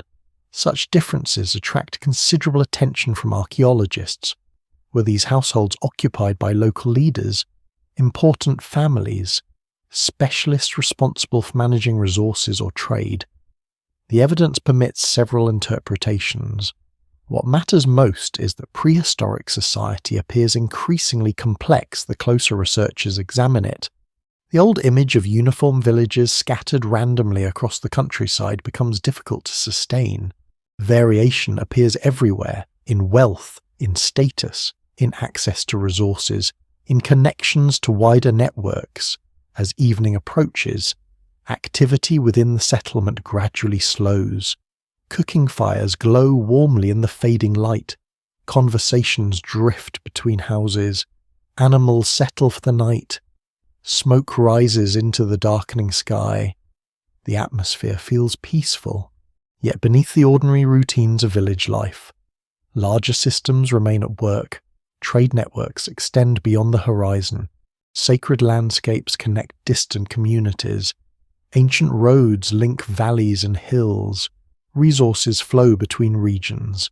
The forgotten kingdom emerges not as a single city or fortress, but as a living network of settlements woven together across the island. This realization carries a certain beauty. History often focuses on rulers and monuments. Archaeology reminds us that civilizations are ultimately built by ordinary people. People who wake before sunrise, prepare meals, repair homes, raise children, care for animals, share stories beside evening fires. Most of their names are gone, their voices have vanished. Yet fragments of their lives survive beneath the soil, and through those fragments, an entire world begins to return. A world hidden beneath fields and forests. A world waiting patiently beneath Britain for someone to notice it once again. The morning begins beneath a blanket of low cloud. A soft drizzle moves across the hills. The valleys appear muted and distant. Water gathers on grass and stone. The landscape feels older today, more secretive, as though the earth itself is preparing to reveal another hidden chapter of ancient Britain. You leave the settlement behind and travel toward a series of enormous earthworks stretching across the countryside. From a distance, they resemble natural ridges. Long banks rise from the ground, deep ditches run alongside them. The structures follow the contours of hills and valleys for remarkable distances at first glance. Their purpose seems obvious: defensive barriers, ancient fortifications, territorial boundaries. Yet the closer archaeologists examine these earthworks, the more complicated the story becomes. Many remain difficult to explain. You climb one of the embankments. The slope is steep. Wet grass brushes against your boots at the top. You pause and look across the landscape. The scale becomes immediately apparent. The earthwork stretches far beyond what you can see. Its creators moved immense quantities of soil using simple tools. The labour involved would have been extraordinary. Thousands of hours, possibly tens of thousands. Entire communities may have participated. Such projects were not undertaken lightly. They mattered. The challenge lies in determining exactly why. Certain earthworks clearly serve defensive purposes. Others appear less straightforward. Some cut across landscapes in ways that seem impractical for military protection. A few enclose areas without obvious strategic value. Their existence continues to generate debate among specialists. One possibility is that these structures marked boundaries, not necessarily borders in the modern sense, more like statements written across the landscape, visible declarations of territory, identity, or influence. The concept feels familiar. Human societies often use monuments to communicate power. Sometimes the audience is an enemy, sometimes neighbouring communities, sometimes future generations. You begin walking along the crest of the earthwork. Rain drifts gently across the hills. The ditch beside you descends sharply into the ground every few minutes. You notice how carefully the structure has been designed. This was not random excavation. Someone planned it. Someone organised the workforce. Someone believed the effort was worthwhile. That realisation introduces another question. Who possessed the authority to mobilise so many people? Large projects require leadership, whether political, religious, economic, or social. Influence had to come from somewhere. The evidence suggests that prehistoric Britain contained mechanisms capable of coordinating large populations. Exactly how those mechanisms functioned remains uncertain, yet their results remain visible thousands of years later. As the morning progresses, the rain begins to fade. Clouds break apart overhead. Sunlight returns in pale shafts across the countryside. You reach a section where the earthwork changes direction unexpectedly. The shift seems deliberate. It follows a ridge before descending into a valley. The pattern fascinates researchers. Many ancient earthworks appear closely connected to natural features, rivers, hills, prominent viewpoints. The landscape itself becomes part of the design, rather than imposing order upon nature. Prehistoric builders often worked with it. This approach appears repeatedly across ancient Britain. Monuments align with ridges. Ceremonial sites occupy significant locations. Routeways follow practical terrain. A deep understanding of geography shaped countless decisions. You descend into the valley below. A stream winds through reeds and wildflowers. The water reflects the changing sky for a moment. The massive earthwork disappears behind you. The transition feels dramatic. One moment you're standing atop a monumental human construction. The next, you're surrounded by quiet nature. Perhaps ancient people experienced similar contrasts. Their world blended the human and natural in ways that modern society sometimes forget. The afternoon brings you to another remarkable sight. Unlike the linear earthwork behind you, this one encloses a large area of land. Massive banks form an enormous circuit around the hilltop. The view from within is impressive. Rolling countryside extends toward every horizon. At first, the enclosure resembles a fortress. Many visitors immediately assume military purposes. The reality may be more complicated. Evidence recovered from some sites suggests multiple functions: defense, ceremony, gathering, political activity, community identity. Human behavior rarely fits neatly into a single category. The same may be true here.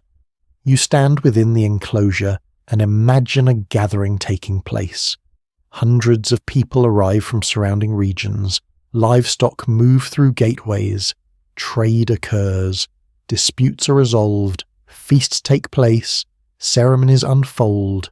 The enclosure becomes a focal point within a wider landscape. This possibility attracts increasing interest among researchers. Some large earthworks may have served as regional centres where communities interacted in structured ways. Not permanent cities, not military bases, something different. Places where social networks were reinforced and collective identities expressed. The archaeological record offers tantalizing hints but few definitive conclusions. The uncertainty only deepens the fascination. As afternoon drifts toward evening, another mystery emerges. Several earthworks appear to have been modified repeatedly over long periods. Banks expanded, ditches deepened, entrances altered. Generations returned to the same locations, investing new labour into ancient structures. The process suggests continuing importance. These places mattered long after their initial construction. The reasons may have changed over time, yet the significance remained. You walk along the inner edge of the enclosure. The grass ripples in the wind. Swallows dart overhead. The scene feels peaceful. Yet beneath that tranquility lies a powerful message. Monumental earthworks reveal societies capable of collective action on a remarkable scale. People coordinated labour, moved enormous quantities of material, maintained large projects across generations. Such achievements challenge outdated assumptions about prehistoric life. The forgotten kingdom beneath Britain increasingly appears as a landscape shaped by organised communities pursuing shared goals, not through written laws, not through surviving chronicles, but through action, visible action preserved in earth and stone as sunset approaches. Golden light spreads across the enclosure. Long shadows stretch across the grass. The banks glow softly beneath the evening sky. For a moment, the ancient structure feels almost alive, not because it possesses any supernatural quality, but because it continues fulfilling its original purpose. It still commands attention, it still shapes movement, it still influences how people experience the landscape. The builders succeeded, their message survived. only the exact meaning has been lost, and that may be the most intriguing aspect of all. The earthworks remain, the labour remains, the achievement remains, yet the explanation vanished centuries ago, leaving behind one of the quietest and most enduring mysteries in ancient Britain. The morning air feels colder than before. A thin layer of mist drifts across the valleys. Beyond the hills, the landscape of ancient Britain stretches into the distance, familiar and yet slowly changing. For many centuries, the world you've explored remained relatively stable. Communities farmed the land. Trade routes connected distant regions. Monuments dominated important landscapes. Ancient traditions passed from one generation to the next. Yet no society remains unchanged forever. New people arrive, new ideas appear, new technologies spread, and gradually, almost imperceptibly at first, the forgotten kingdom beneath Britain begins entering a period of transformation. You stand upon a ridge overlooking a broad valley. Below, smoke rises from scattered settlements. Fields surround timber houses. Livestock move through fenced enclosures. At first glance, daily life appears much the same as before. The deeper story lies beneath the surface. Archaeology reveals that ancient Britain experienced repeated waves of cultural change across thousands of years. These changes did not always arrive through dramatic invasions or sudden upheaval. Often they spread gradually. A new style of pottery appears, different burial customs emerge. Fresh technologies gain popularity, connections with distant regions strengthen. The process resembles ripples spreading across water. You begin following one of the familiar routes that cross the countryside. Travellers move in both directions. Some carry tools, others transport livestock or bundles of goods. The network remains active, yet among the familiar objects, something new begins appearing. Artifacts unlike those that dominated earlier centuries. Different shapes, different designs, different traditions. The archaeological record starts telling a story of movement. One of the most fascinating aspects of prehistory is that people rarely remain isolated. Communities exchange ideas even when they speak different languages. Trade creates contact. Contact encourages adaptation. Over time, cultures evolve.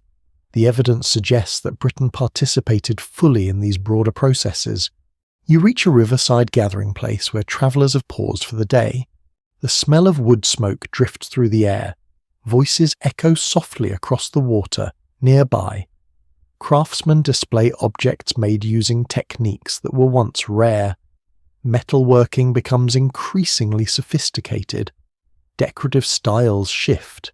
Certain forms of prestige goods become more common. The changes seem small individually. Together they signal something larger. The world is becoming more connected. A curious pattern begins emerging from archaeological discoveries across Britain.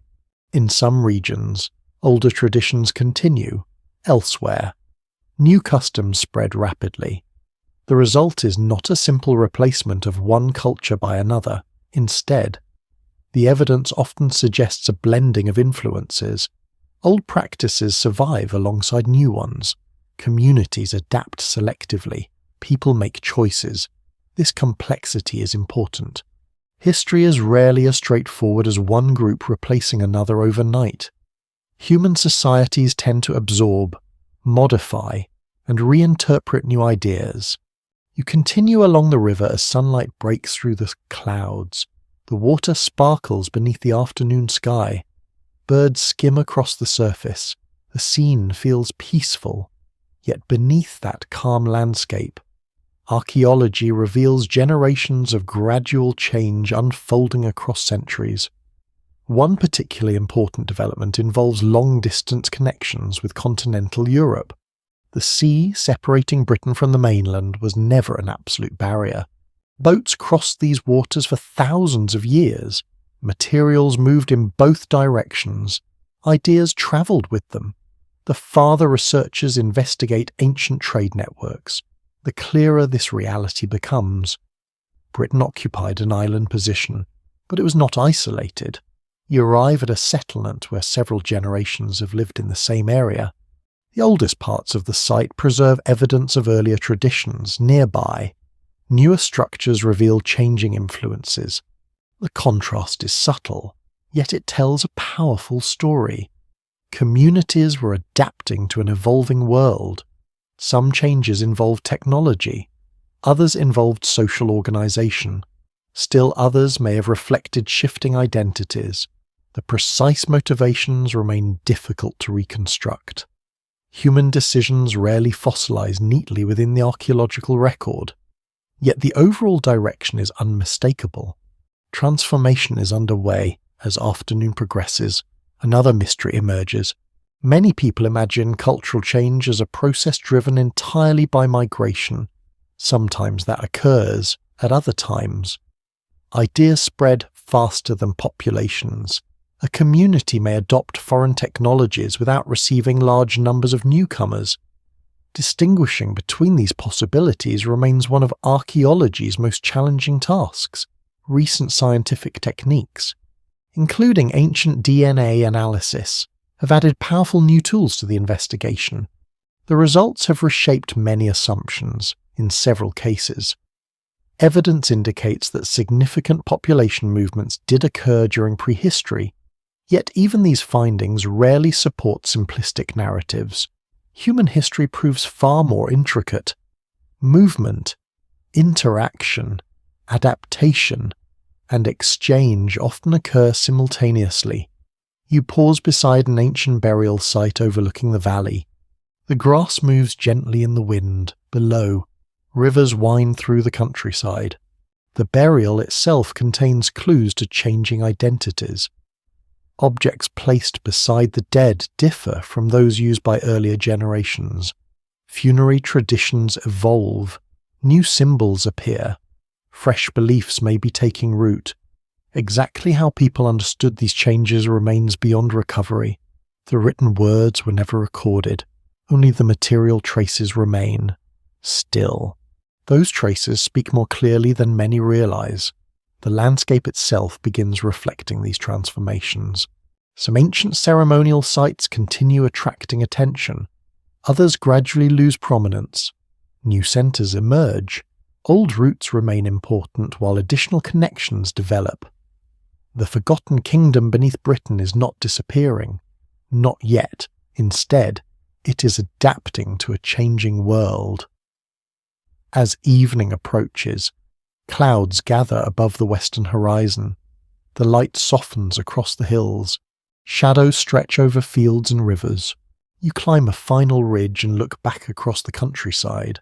The landscape appears timeless, yet you now understand that profound changes are unfolding beneath that appearance. Generations are encountering new ideas. Communities are adjusting to wider networks. Cultural boundaries are shifting. The process occurs so gradually that few individuals living through it would recognize its long-term significance. That is often how history works.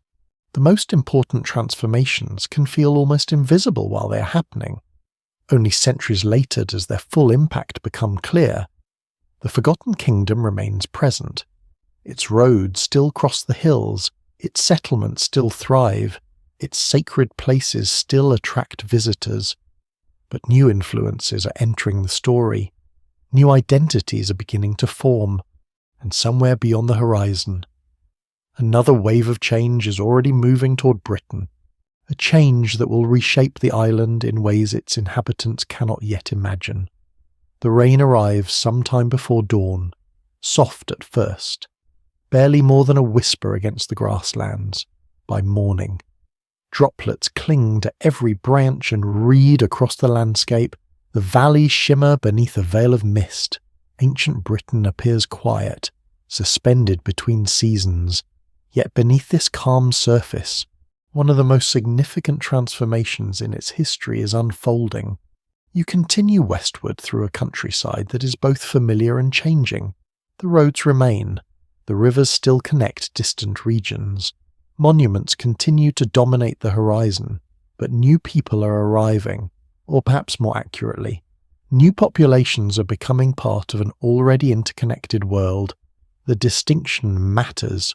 For many years, archaeologists debated how dramatic this transition may have been. Recent discoveries have complicated older assumptions. The story is neither simple replacement nor complete continuity. Instead, it appears to be something far more human, a process of movement, interaction, adaptation, and cultural blending. You descend into a broad valley where a small community has gathered near a river crossing. Smoke rises into the cool morning air, livestock graze nearby, children play between timber structures.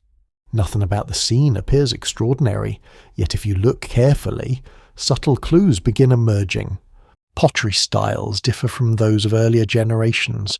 Burial customs are changing. New technologies are becoming common. A fresh cultural horizon is spreading across Britain.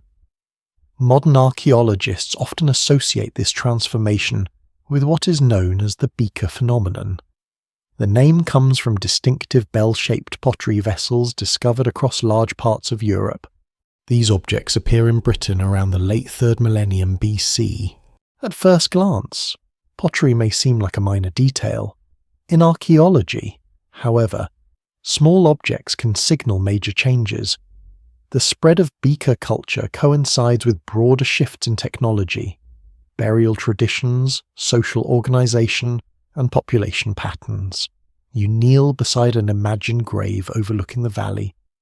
The burial differs noticeably from older traditions. New practices have appeared. New objects accompany the dead. New symbols enter the archaeological record. The pattern repeats across large areas of Britain. Something important is happening. The challenge lies in understanding exactly what. For decades, researchers proposed different explanations. Some believed ideas were spreading through trade and cultural contact. Others suspected large movements of people. Then a remarkable development changed the conversation. Ancient DNA analysis entered the field. The results surprised many specialists. Genetic evidence indicated substantial population changes during this period.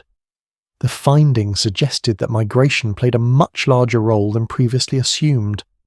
Yet even this discovery failed to produce a simple narrative. Human history rarely behaves so neatly. The newcomers didn't arrive in an empty landscape. Communities already lived here. Ancient traditions already existed. Interactions unfolded over generations. The resulting society emerged from countless encounters between different groups of people. You continue along the river. The water moves steadily beneath grey skies. A heron stands motionless near the bank. The atmosphere feels reflective. The evidence invites you to imagine lives rather than statistics. Families crossing waterways. Children growing up between cultural traditions. Communities adapting to changing circumstances. The archaeological record captures only fragments of these experiences, yet those fragments hint at a deeply human story. As midday approaches, you reach a settlement where old and new influences exist side by side. Certain practices continue from earlier centuries, others clearly belong to emerging traditions. The combination feels natural. Most societies change gradually rather than instantly. People preserve familiar customs while experimenting with new ideas. The process creates layers, and Britain during this period appears full of such layers. One discovery stands out particularly clearly. Metalworking becomes increasingly important. Copper and bronze objects spread more widely. Skilled craftspeople gain prominence. Valuable materials travel across long distances. Economic networks expand. The world is becoming more interconnected than ever before. This development raises an intriguing possibility. Perhaps the forgotten kingdom beneath Britain reached its greatest complexity precisely during these periods of transformation. Contact often stimulates innovation. New ideas challenge old assumptions. Technologies spread. Networks expand. Rather than destroying existing systems, cultural interaction can strengthen them. The evidence suggests Britain was participating in wider European developments while maintaining its own distinctive character. You climb a hill overlooking the surrounding countryside. Rain clouds drift slowly overhead. In the distance, ancient monuments still dominate the landscape. Many remain active parts of community life. That continuity is striking. Even as populations change, certain sacred places endure. People continue gathering at locations that had already been important for centuries. The monuments outlast cultural transitions. They become anchors within a changing world. Researchers find this persistence particularly fascinating. Why do some places retain significance across generations while others fade into obscurity? The answer remains difficult to pin down. Yet the pattern appears repeatedly throughout human history. Landscapes accumulate memory. Certain locations become woven into collective identity. People inherit not only land, but stories associated with that land. As afternoon fades, another question begins taking shape. What did these newcomers think when they encountered Britain's ancient monuments? Many stone circles and ceremonial sites were already centuries old. Some may have seemed ancient even to the people arriving. Did they understand who built them? Did they invent stories to explain them? Did they incorporate them into new belief systems? The archaeological trail grows faint here. The monuments themselves offer no direct answers.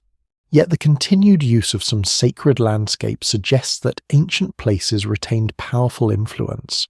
The past remained visible, it remained present, it continued shaping the future. You descend from the hill as evening approaches. The rain finally begins easing. Clouds part along the western horizon. A soft golden light spreads across fields and valleys. The countryside appears peaceful once more, yet beneath that tranquility, Britain has changed. New populations have become part of the island's story. New traditions are spreading. Old identities are evolving. The forgotten kingdom is entering a new phase of existence, not through collapse, not through conquest alone, but through transformation. The process unfolds slowly, quietly, almost invisibly. Only centuries later will its full significance become apparent. For now, the roads still carry travellers, the rivers still connect communities, the monuments still watch over the landscape. And beneath them all, ancient Britain continues becoming something new. The storm clouds have finally passed. Morning sunlight spreads across the countryside in long golden bands. Mist lingers within the valleys. Rivers gleam between distant hills. The landscape feels calm again. Yet today you're searching for something very different. Not settlements, not trade routes, not ceremonial complexes. You're searching for people, specific people, the individuals who may have stood at the centre of prehistoric society, the rulers, leaders, and elites whose decisions shaped the forgotten kingdom beneath Britain. The challenge is obvious. They left no surviving names, no chronicles, no inscriptions, no royal records. History remembers many kings through written words. Prehistoric Britain offers something more difficult, a collection of clues scattered across graves, monuments, and artifacts. You begin walking toward a burial mound rising gently from the landscape. Its grassy surface appears peaceful. Wildflowers sway in the breeze. Birdsong drifts through the morning air.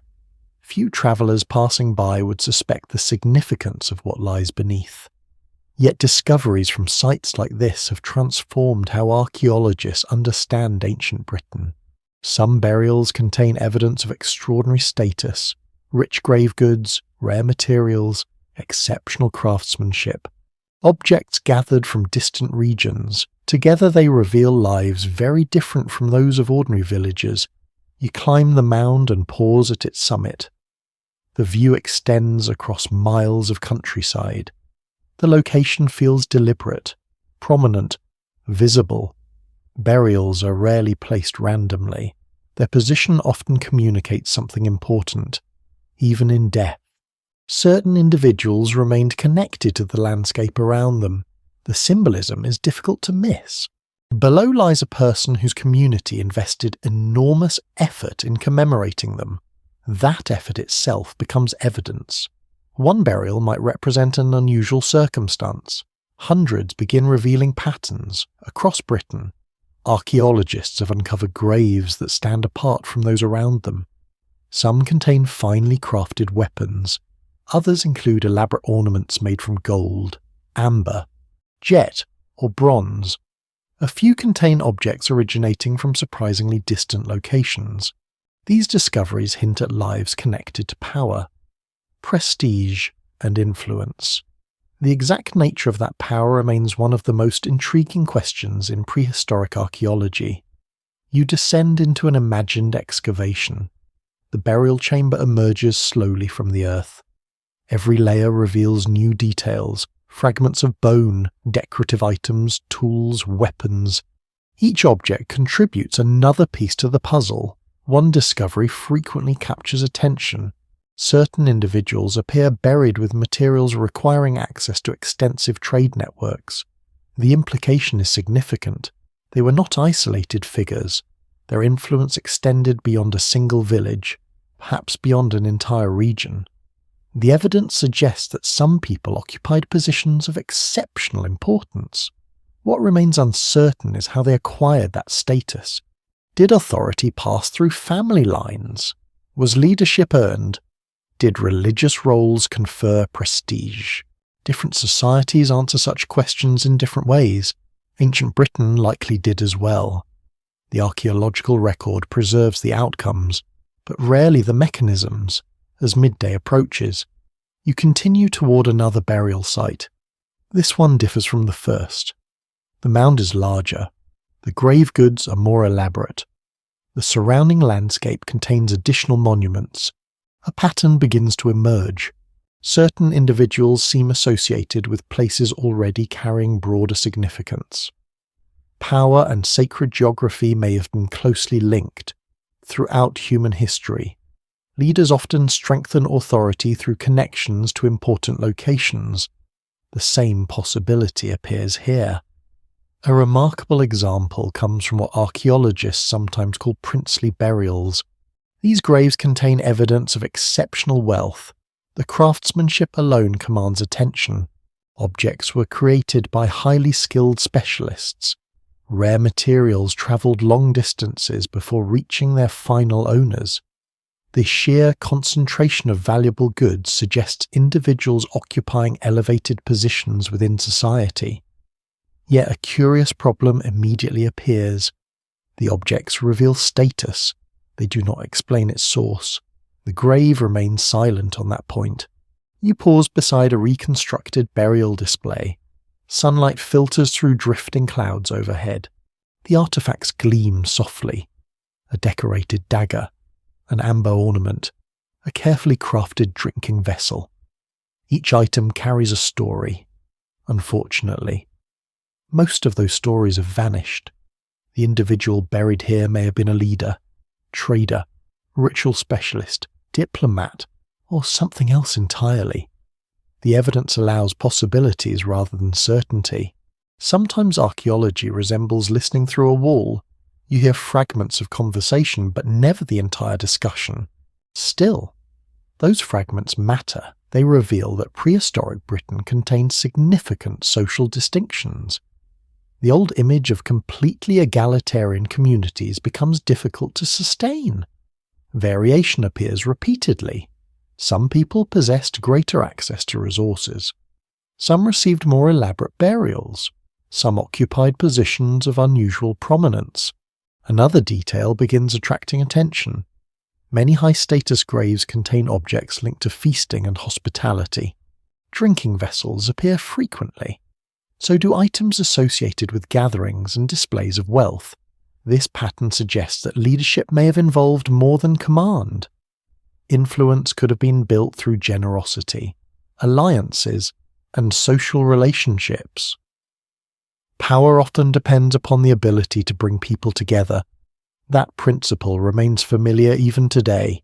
As afternoon unfolds, you reach a ridge overlooking several ancient monuments. The wind moves steadily across the grasslands. Cloud shadows drift over the hills.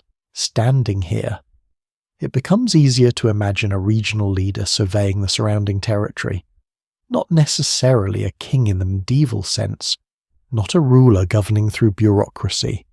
Something older, something more personal, a figure whose authority emerged through reputation, resources, kinship networks, and ceremonial influence.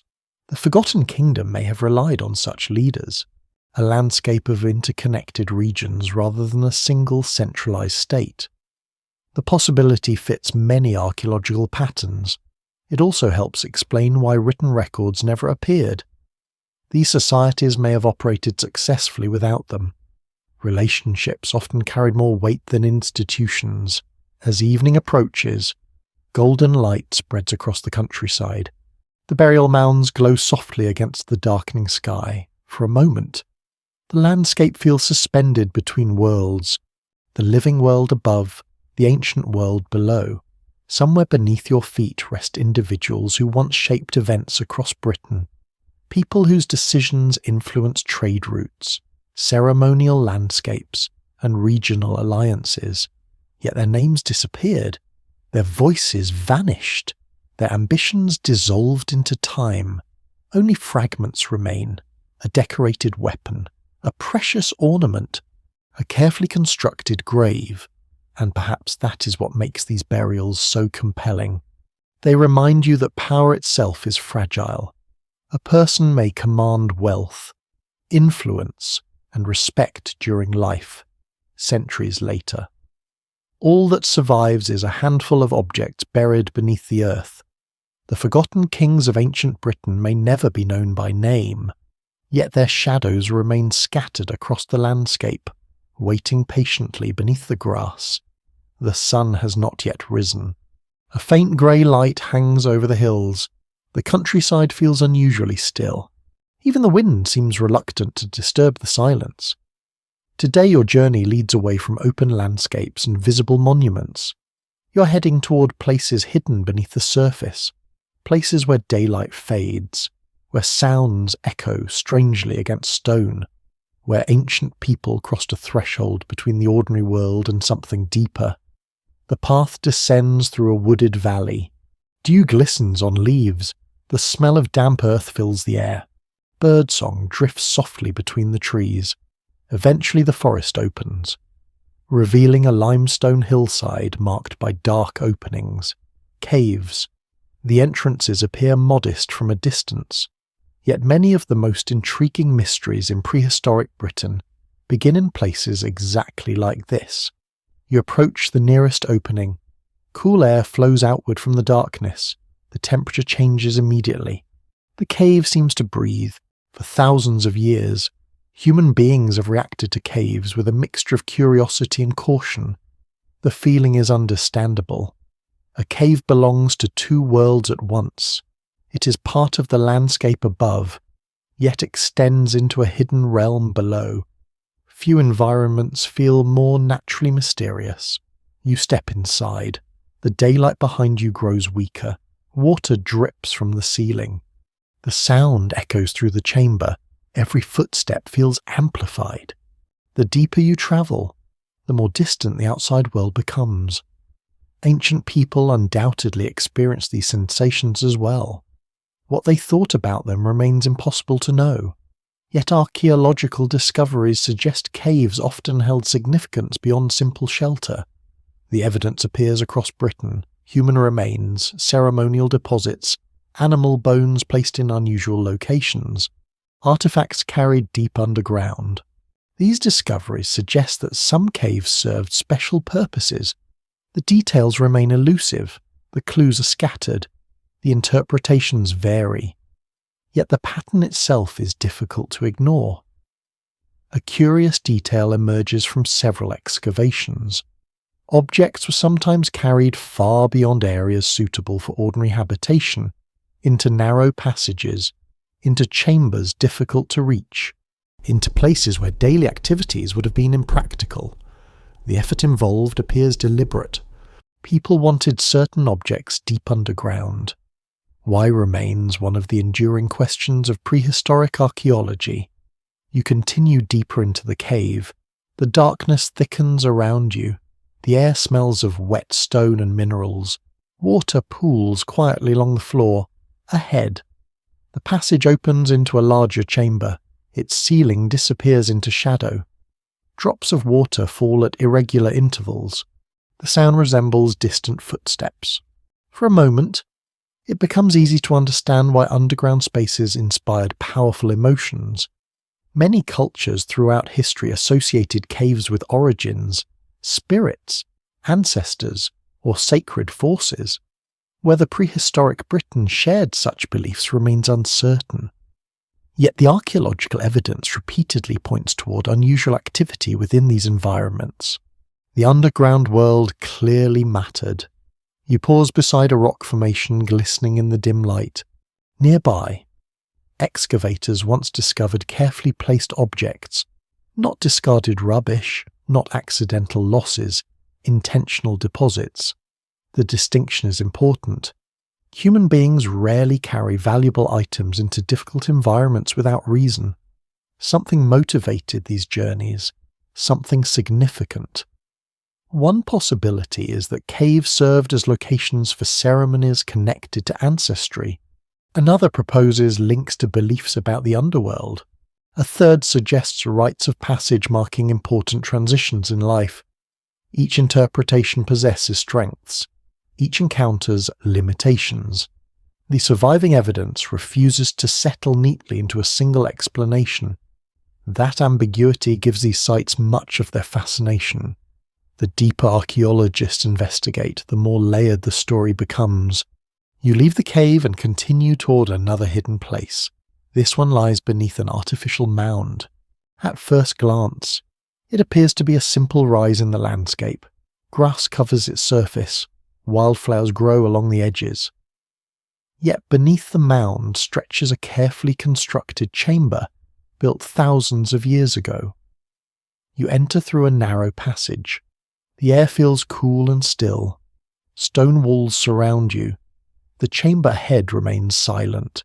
Many prehistoric communities invested enormous effort in building such structures. Massive stones were transported and arranged with remarkable precision. The construction required planning, labour, and shared purpose.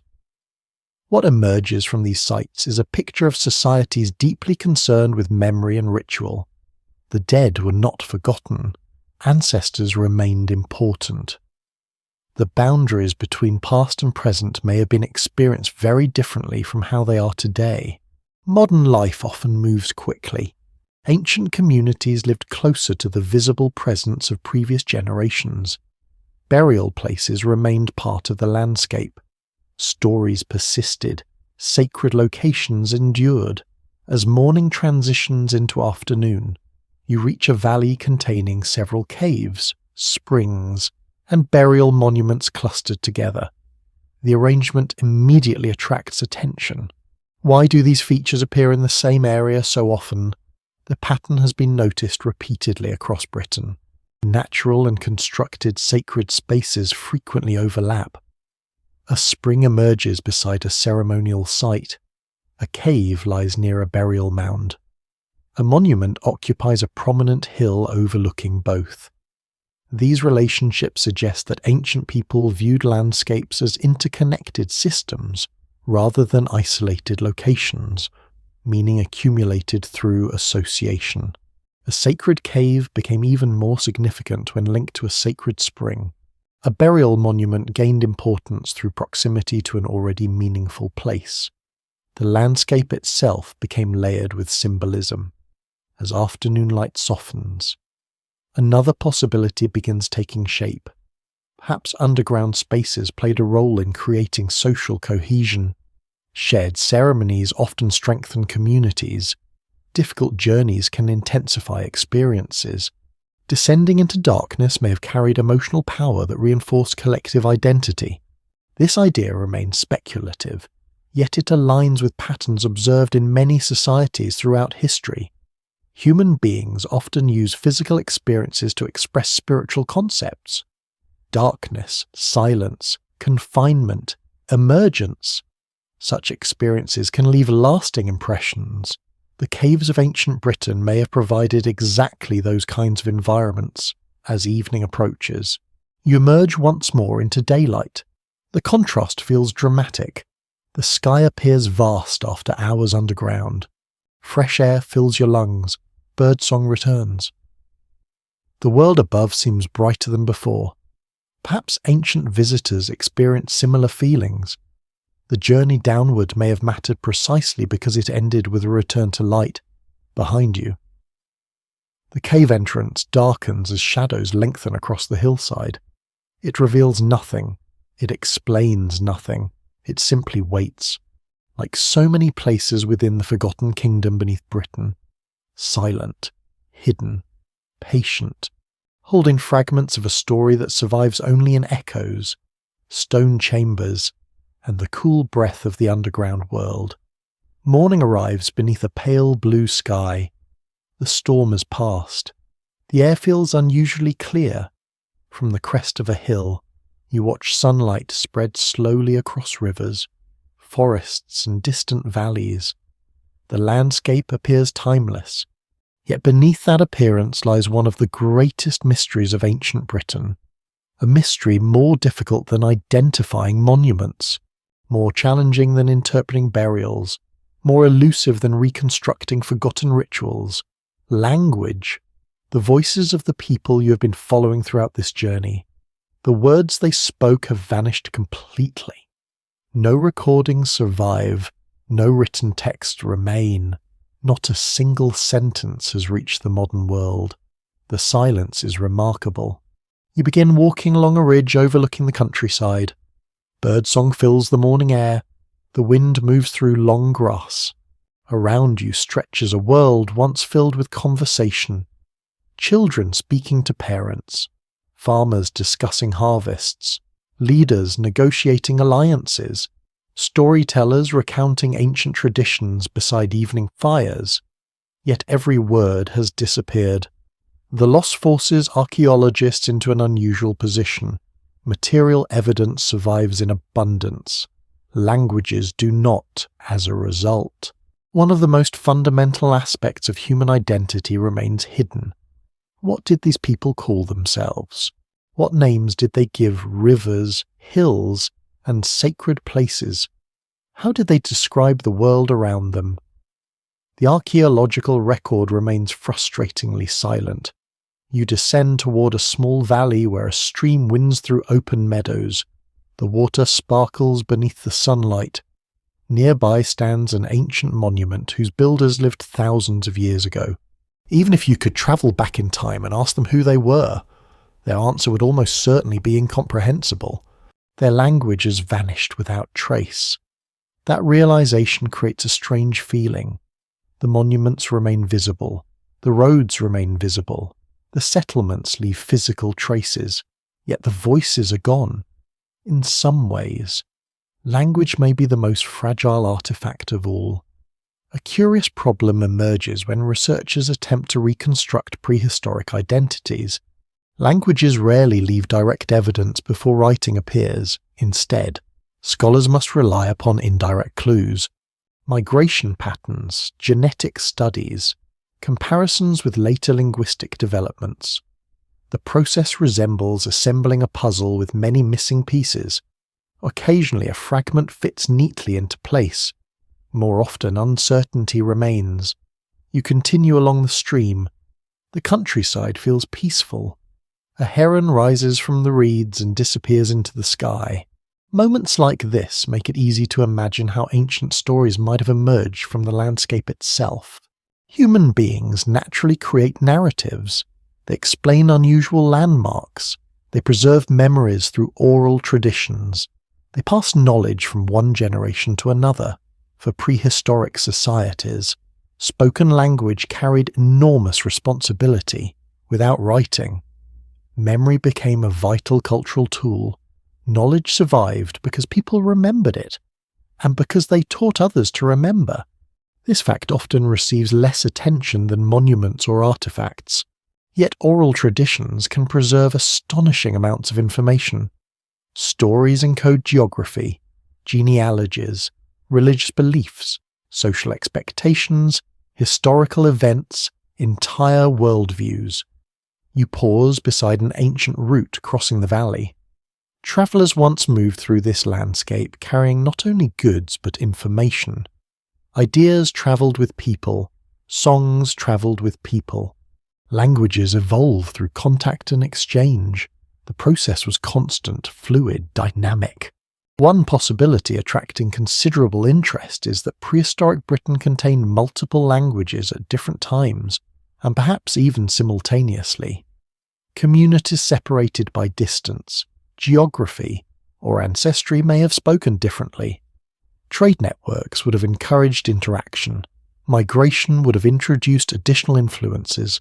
The linguistic landscape may have been far more diverse than later historical periods suggest. Unfortunately, proving such possibilities remains extremely difficult.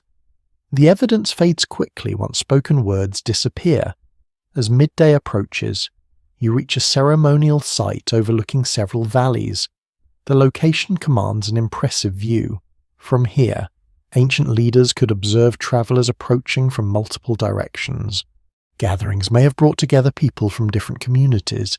Such encounters raise fascinating questions. What happened when groups speaking different languages met? How did they communicate?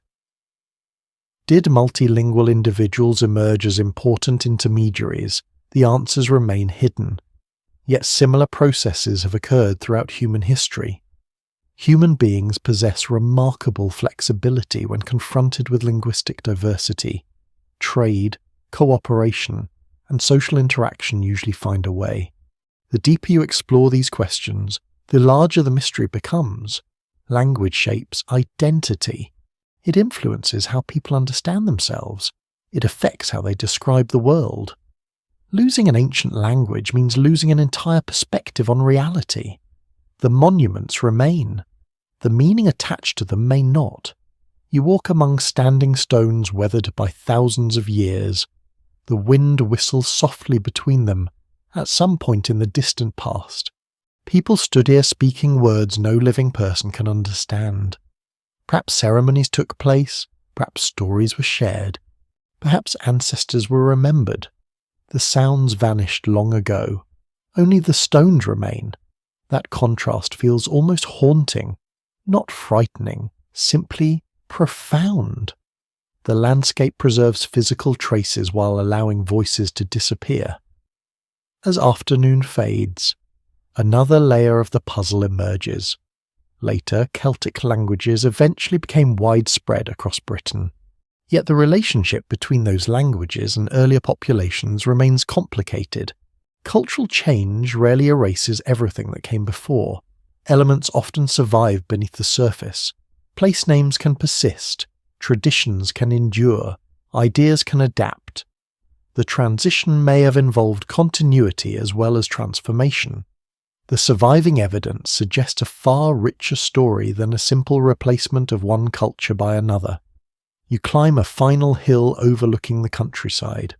Golden light washes across the valleys below, rivers reflect the evening sky, ancient roads fade into the distance. The landscape feels full of hidden conversations, not literally, but emotionally. Every monument, every settlement, every burial mound once existed within a world of spoken language. People argued, joked, negotiated, sang, prayed, taught children, shared memories. Those voices shaped the forgotten kingdom just as surely as stone and earth. Yet they are the one thing archaeology cannot recover as twilight settles across ancient Britain. That silence becomes part of the mystery. The lost kingdom beneath the island left roads, monuments, mines, and graves. But perhaps its greatest disappearance was something far less visible. The words through which its people understood themselves, words carried by the wind, heard for a moment, then gone forever. The morning begins in silence. A low blanket of fog covers the valleys. Only the tops of the hills rise above the white expanse. From where you stand, ancient Britain appears fragmented into islands of land floating upon a pale sea. The view feels strangely appropriate. Today, you're entering the most uncertain chapter of the Forgotten Kingdom. Not its rise, not its achievements, its fading. History often preserves stories of dramatic endings, great battles, burning cities, invading armies. Prehistoric Britain offers something more elusive, the disappearance of a world that left almost no written explanation for its own transformation. You begin descending through the mist. The familiar roads remain beneath your feet. The monuments still stand on distant ridges. Settlements continue occupying valleys and river crossings. At first glance, nothing appears different. That is precisely what makes the story difficult to reconstruct. Civilizations do not always collapse in spectacular fashion. Sometimes they change gradually until one day they are no longer recognizable. The transition can take generations, even centuries. Imagine living through such a period. A child born at the beginning might inherit traditions familiar to their grandparents. Their grandchildren could inhabit a world that feels entirely different. No single moment marks the shift. The process unfolds slowly, almost invisibly. Archaeology excels at uncovering objects. Gradual transformations are much harder to see, yet traces remain. You arrive at a settlement excavated by modern researchers. The site contains layers representing centuries of occupation. Each layer records small changes, different pottery styles, altered building layouts, new technologies, shifting trade patterns. Viewed individually, these details seem minor. Viewed together, they reveal a society in motion. Something is changing beneath the surface. A remarkable pattern emerges when sites across Britain are compared. Certain ceremonial centres lose prominence. Some ancient monuments receive less attention than before. Trade networks shift direction. Regional identities evolve. The landscape itself begins telling a story of transition. The challenge lies in determining why. Climate offers one possibility. Human societies remain deeply connected to environmental conditions. A sequence of poor harvests can strain communities. Changing weather patterns can alter settlement choices. Variations in rainfall affect agriculture. Even modest environmental shifts may produce significant long-term consequences. Evidence from ancient pollen, lake sediments, and tree rings has provided valuable insights into past climates. Yet the picture remains complex. Environmental factors rarely act alone. You continue through the valley. The fog slowly lifts. Fields emerge from the whiteness. A river appears ahead, winding through the landscape as it has for thousands of years. The continuity feels reassuring, and yet continuity can conceal profound change. Another explanation focuses on social transformation. As populations grow and interactions increase, old systems sometimes become difficult to maintain. New alliances form, economic priorities shift, power structures evolve, communities adapt. What once worked effectively may gradually lose relevance. This process appears repeatedly throughout human history. There is no reason prehistoric Britain would have been immune. A traveller passes you on the road, then another, then several more. The route remains busy. Movement continues. Life continues. The Forgotten Kingdom is not vanishing overnight. Its people still farm, still trade, still raise families. The story becomes more subtle than collapse, becomes a story of transformation. More revealing still, some regions appear to experience change at different speeds. While certain traditions fade in one area, they continue elsewhere. While one settlement declines, another expands. The landscape becomes increasingly diverse. This unevenness complicates every attempt to create a simple narrative. Ancient societies rarely move in unison. Different communities respond differently to the same pressures. You climb a hill overlooking several ancient monuments. The structures remain impressive. Massive earthworks still dominate the terrain. Standing stones continue casting shadows across the grass. Burial mounds rise from the landscape. Yet something about the scene feels different now. The monuments appear less like active centres and more like memories. Not forgotten, but aging. The distinction matters. A society can continue respecting ancient places while no longer using them in the same way. This process occurs throughout history. Old sacred sites remain important even as beliefs evolve. Traditions survive while meanings change. The monuments endure. But the world around them transforms. The deeper investigators looked, the stranger the pattern became. Some ceremonial landscapes appear abandoned. Others continue functioning for centuries. Certain routes remain heavily used. Others fade into obscurity. The surviving clues refuse to align into a single explanation. Instead, they suggest multiple stories unfolding simultaneously, a network of local changes gradually reshaping the island. As afternoon approaches, clouds drift across the sky. Their shadows move slowly over fields and forests. You stop beside a stream where generations once gathered water. The scene feels ordinary. That ordinariness is important. History often focuses on extraordinary events. Most transformations occur through everyday decisions. A family relocates. A trade connection weakens. A new technology gains popularity. A community adopts different customs. Multiply those decisions across centuries and entire civilizations can change, without anyone noticing the process while it happens. Another layer appears when you consider memory. The people living during this period may have remained connected to monuments built centuries earlier. Stories about ancient builders likely circulated, legends accumulated, interpretations evolved. By the end of a long cultural transition, communities sometimes inherit landscapes whose original meanings have already been forgotten. The monuments remain. The explanations change. This may have happened repeatedly across Britain. As evening approaches, sunlight breaks through the clouds. Golden light spills across the hills. The fog has vanished entirely now. The countryside appears clear and peaceful, yet beneath that tranquility, a profound transformation is underway.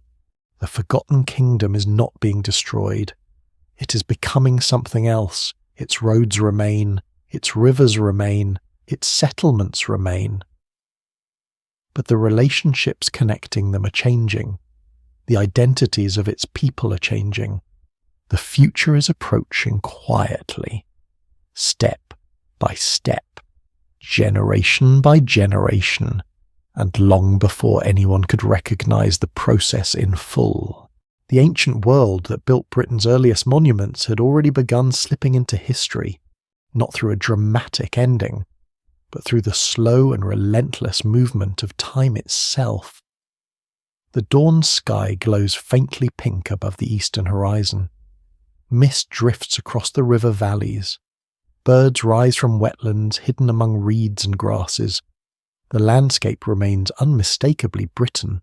The same hills, the same rivers, the same ancient monuments standing watch over the countryside. And yet the people moving through this world are beginning to see it differently. The transformation you've been following for centuries now enters a new phase. The island is becoming recognizably Celtic, not all at once, not everywhere, and certainly not through a single dramatic event. The reality appears far more gradual and complex. You begin walking along an old route crossing open countryside. The path itself is ancient. Generations have used it. Long before Celtic identities emerged, travellers passed this way carrying goods, stories, and ideas. That continuity is important.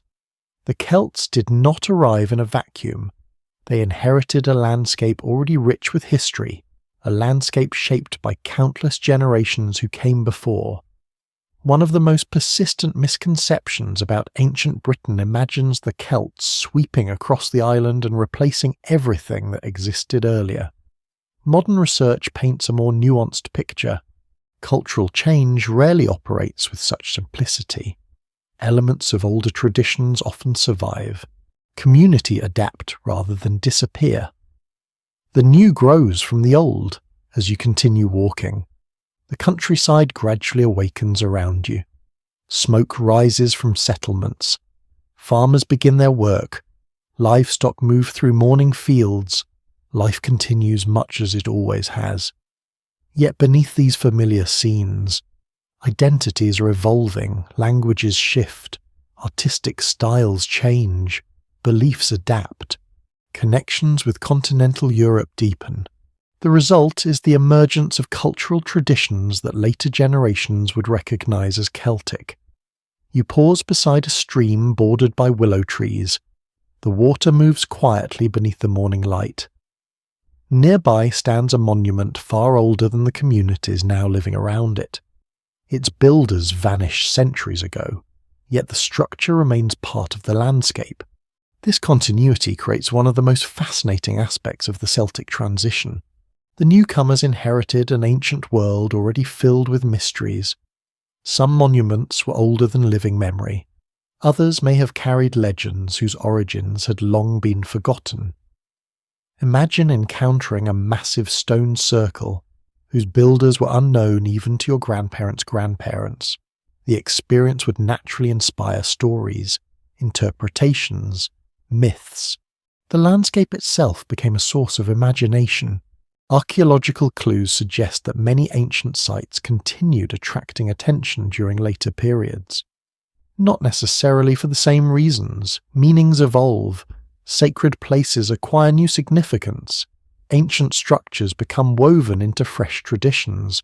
The process allows the past to survive even as cultures change. You continue toward a hilltop settlement. Its location commands impressive views across the surrounding countryside. Timber defences encircle the site. Homes cluster within protected areas. Activity fills the landscape. This world feels increasingly familiar to students of Celtic Britain. Yet even here, older influences remain visible.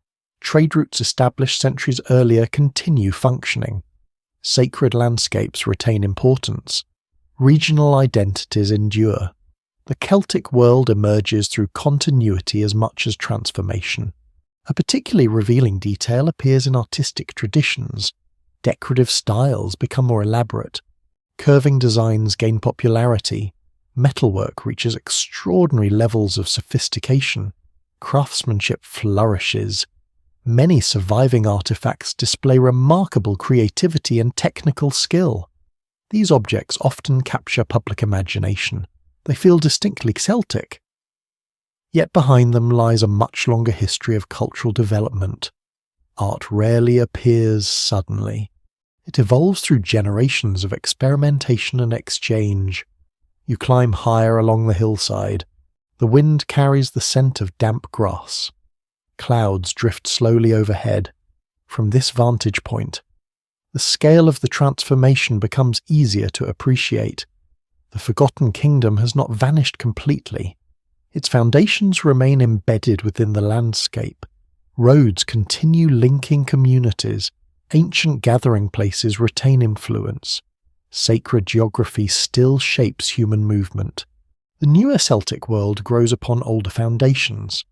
The relationship between continuity and change remains one of the most intriguing aspects of British prehistory. Neither extreme fully captures reality. The island was not frozen in time, nor was it completely reinvented. The truth appears somewhere in between. Generation after generation inherited traditions, modified them, and passed them forward. History became layered. You arrive at a gathering place near a river crossing. Traders exchange goods, travellers share news. Voices carry through the afternoon air. Such locations reveal another important truth. Celtic Britain was never a collection of isolated tribes disconnected from the wider world. Networks linked communities across considerable distances. Contacts extended beyond the island itself. Ideas moved continuously through these systems. Cultural identities emerged within dynamic environments rather than sealed boundaries. The deeper you examine the evidence, the more difficult it becomes to identify a single moment when Celtic Britain began, instead. The process resembles dawn. Darkness fades gradually. Light increases slowly. At some point, the world becomes recognizable even though no clear dividing line exists. The transformation of Britain appears much the same. As afternoon drifts toward evening, you approach an ancient monument standing alone on a hillside. The stones glow beneath the lowering sun. Around them stretches a landscape now occupied by communities whose ancestors may have interpreted these structures through entirely new cultural lenses. Yet the monument remains, silent, enduring, present. That persistence feels significant. History often emphasizes change. The landscape reminds you of continuity. The people who built these stones are gone. The languages they spoke vanished. Their political systems dissolved, yet their work continues shaping how later generations experience the world. The Celtic communities inherited not only land, but memory embedded within the land. As sunset approaches, golden light floods the valleys. The rivers shine like ribbons of fire. Ancient roads disappear toward distant horizons. The forgotten kingdom beneath Britain is no longer dominant. Its distinct identity has faded into newer cultural forms, yet it has not truly disappeared. Its influence survives everywhere, in routes still travelled, in monuments still standing, in sacred places still remembered. The Celts inherited an island already ancient, an island layered with stories, an island carrying the weight of forgotten centuries, and whether they fully understood it or not, they became custodians of a past far older than themselves, a past that remained hidden beneath their feet, waiting for future generations to rediscover it. The morning sky is clear. A cool breeze moves across the hills. The rivers sparkle beneath the sunlight. From a distance, the countryside appears peaceful and unchanged. Yet beyond the horizon, a new force is approaching. A force that will eventually leave roads, forts, cities, inscriptions, and written histories across Britain. Rome. For many people, Roman Britain marks the beginning of the island's documented past. The arrival of written records creates the illusion that history suddenly becomes visible. In reality, something more complicated occurs. The light grows brighter, but it illuminates only part of the landscape. Much of the deeper past remains hidden. You begin your journey toward the moment when Britain first enters the awareness of Mediterranean writers. Long before Roman soldiers arrived, travellers, merchants, and explorers carried stories about the island back to continental Europe. These accounts were often incomplete, sometimes exaggerated, sometimes inaccurate. Britain existed at the edge of the known world, a distant land wrapped in uncertainty. Yet even the earliest descriptions reveal something intriguing. The writers describe contemporary peoples. They say almost nothing about the civilizations that came before them. This absence matters. By the time outside observers recorded information about Britain, many layers of earlier history had already disappeared from memory. The forgotten kingdom was not merely unknown to modern archaeologists. It was largely unknown to the people living on the island itself. You walk along a coastal cliff overlooking grey water. Waves crash against rocks below. Seabirds circle in the wind. Somewhere beyond the horizon lie the societies that would eventually dominate Western Europe.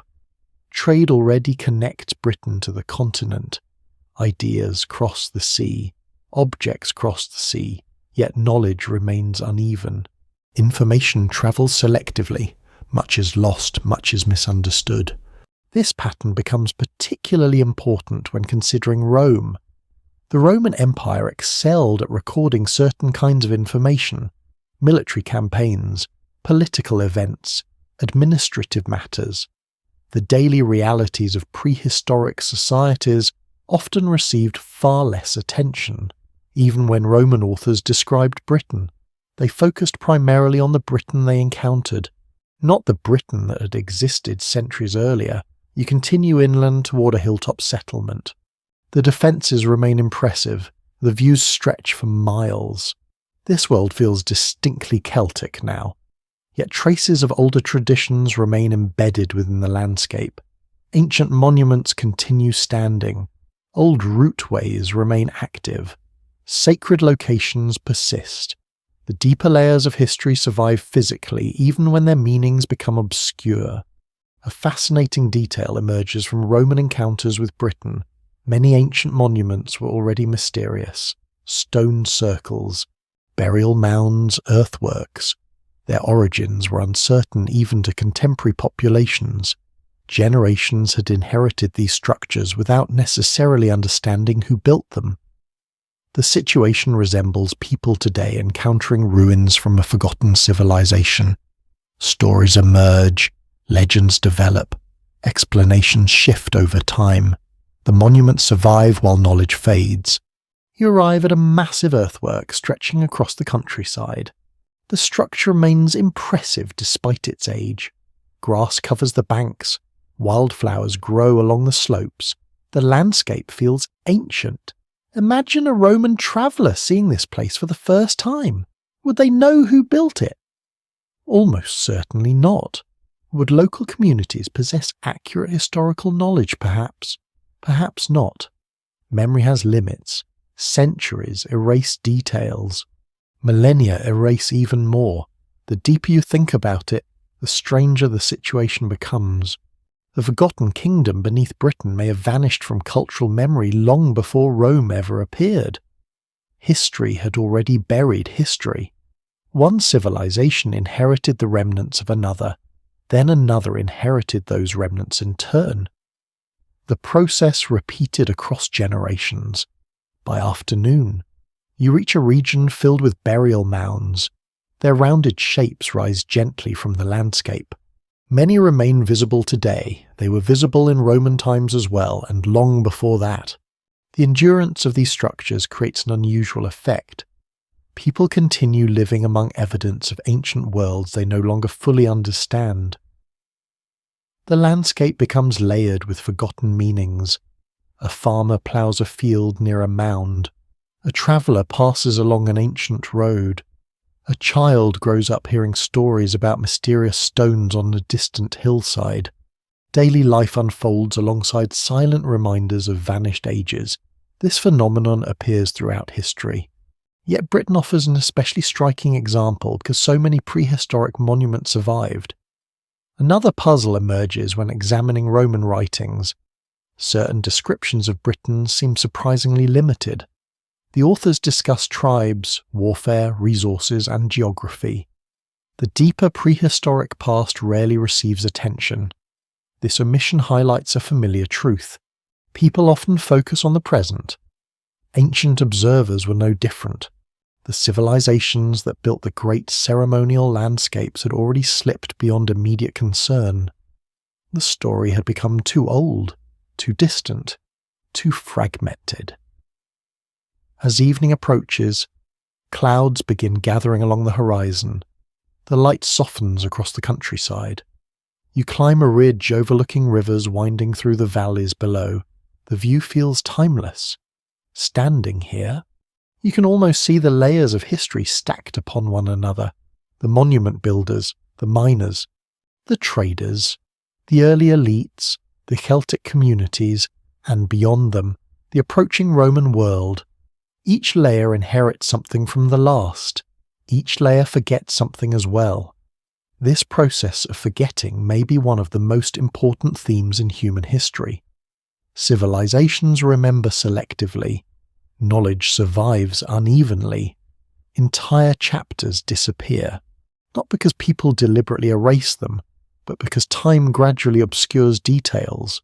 Stories change, languages vanish. Contexts disappear. The physical remains endure longer than memory. As darkness approaches, The first stars appear above the hills. The monuments still stand. The roads still cross the landscape. The rivers still follow their ancient courses. Yet the people who once understood this world most intimately are gone. By the time Rome enters the story, much of Britain's deepest past already exists in shadow, not lost entirely, but hidden, waiting beneath layers of newer history, waiting for archaeologists thousands of years later to begin uncovering it again. The night rain has ended. Morning sunlight filters through drifting clouds. The hills glow softly in shades of green and gold across the landscape. Rivers continue their ancient journeys toward the sea. At first glance, Britain appears unchanged. Yet beneath your feet lies one of the greatest archaeological stories ever uncovered. Not a single monument, not a buried treasure, not a forgotten battlefield. An entire hidden world. A world that remained invisible for thousands of years. Today, you step into the modern age of discovery, the age when archaeologists began uncovering the forgotten kingdom beneath Britain. You stand beside an excavation trench cut carefully into the earth. The scene feels quiet, measured, patient. No dramatic revelations occur here. No ancient king emerges from the soil carrying a sign with his name. Real archaeology rarely works that way. Instead, knowledge accumulates slowly. A fragment of pottery, a section of ditch, a cluster of post holes, a few animal bones, individually. The discoveries appear modest, together. They begin transforming entire understandings of the past. You kneel beside the excavation. Layers of soil reveal different moments in time. Each layer represents generations of human activity. A settlement expanded. A building collapsed. A field changed use. A road shifted course. The earth quietly recorded it all. The challenge lies in learning how to read that record. Over the last century, archaeological techniques have improved dramatically. What once appeared to be empty countryside now reveals hidden landscapes. Aerial photography transformed understanding. Patterns invisible from the ground suddenly became obvious from the sky. Ancient enclosures appeared as faint marks in crops. Buried roads emerged during dry summers. Forgotten settlements reveal their outlines through subtle changes in vegetation. The discoveries multiplied. You walk through an open field that appears completely ordinary, yet viewed from above. An entire prehistoric settlement becomes visible. Circular houses, boundary ditches, storage pits, ancient pathways. The hidden landscape emerges like a ghost beneath the modern world. This realization changed everything. The forgotten kingdom was no longer represented by isolated monuments scattered across Britain. Instead, archaeologists began seeing networks, connected systems, entire regions shaped by human activity. The scale proved far greater than earlier generations had imagined. Another breakthrough arrived through environmental archaeology. Scientists began studying pollen preserved in ancient sediments. Tiny grains invisible to the naked eye revealed enormous stories. Forests expanded. Forests disappeared. Agriculture spread. Landscapes changed. Human beings reshaped Britain far more extensively than previously believed. The countryside itself became a historical document. One discovery led to another. The picture continued growing richer. You follow a team investigating a prehistoric settlement buried beneath farmland. Their work appears meticulous. Every detail matters. A discarded seed, a broken tool, a fragment of charcoal. Objects once overlooked now provide valuable information. Modern archaeology often resembles detective work conducted across immense stretches of time. The clues are incomplete. The witnesses are gone. The crime scene is thousands of years old, yet patterns still emerge. A remarkable shift occurred as researchers began comparing evidence from different regions. The same themes appeared repeatedly. Large ceremonial landscapes, long-distance trade, specialized resource extraction, monumental construction, complex social organization. The similarities became difficult to dismiss as coincidence. Taken together, they suggested something larger, something approaching a forgotten civilization, not a civilization identical to Egypt, not another Rome, not a kingdom recorded in written chronicles, a different kind of civilization, one expressed through landscapes rather than cities, through networks rather than bureaucracy, through memory rather than writing. The concept continues attracting attention because it challenges familiar assumptions. Many people instinctively associate civilization with monumental architecture and written records. Britain's prehistoric past suggests alternative possibilities. Complex societies can exist without leaving libraries. Sophisticated systems can flourish without surviving texts. Human achievement takes many forms.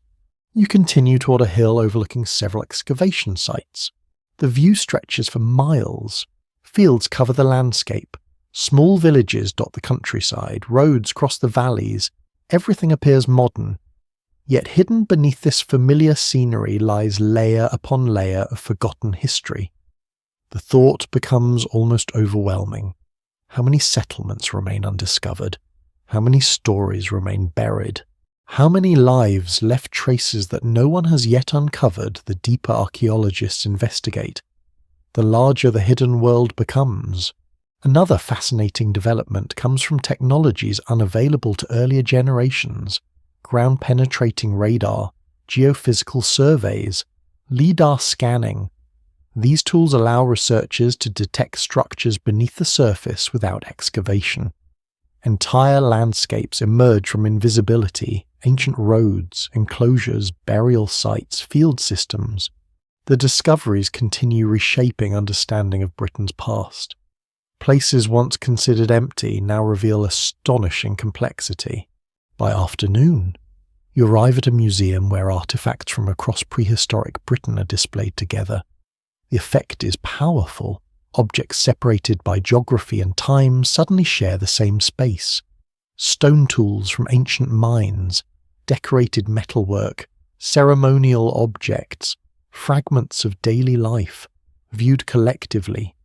They tell a story larger than any individual site. A story of interconnected communities spanning centuries.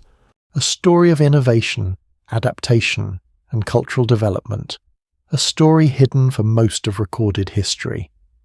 The Forgotten Kingdom begins taking shape, not as a myth, not as a fantasy, but as a reconstruction built from thousands of separate discoveries.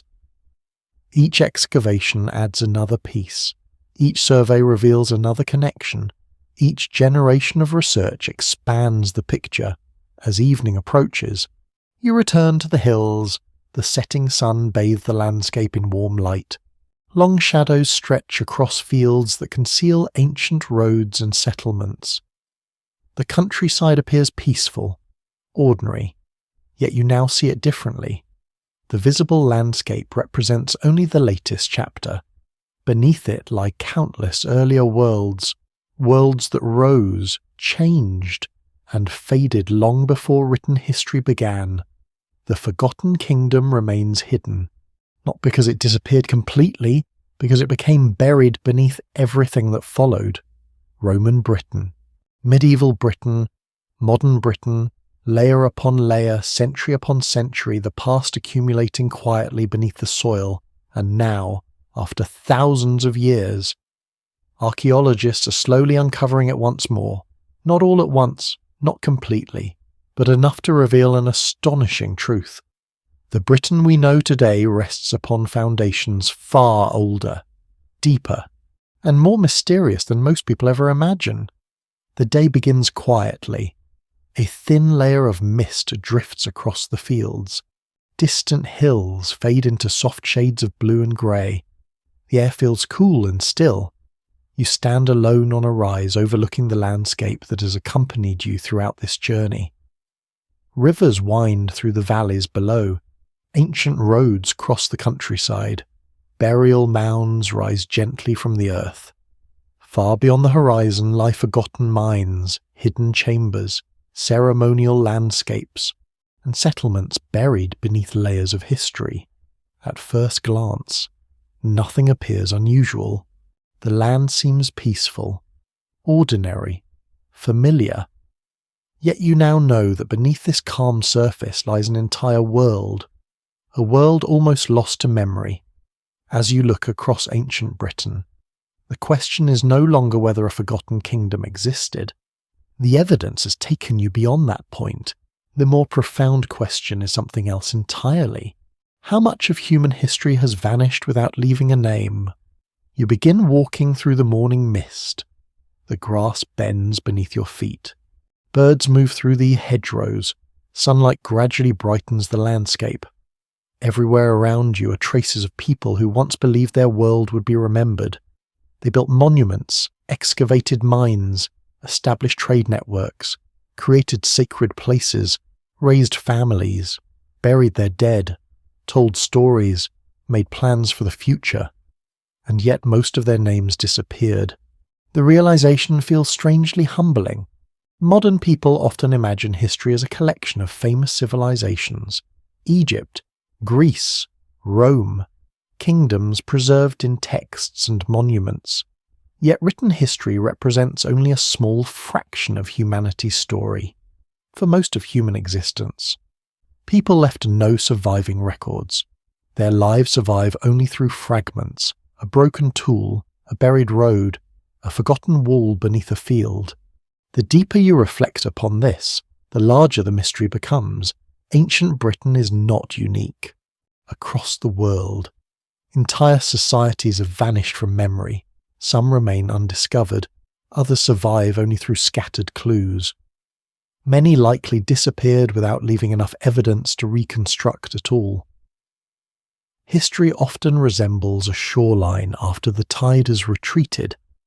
A few objects remain visible. Most have been carried away. You pause beside an ancient mound overlooking the valley. The monument has stood here for thousands of years. Generations have passed beneath its shadow. People who built it. People who inherited it. People who forgot its original purpose. The mound remained while memory changed.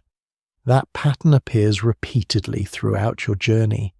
Physical things often survive longer than understanding. A stone circle remains standing. Its meaning evolves. A sacred cave remains accessible. Its stories change.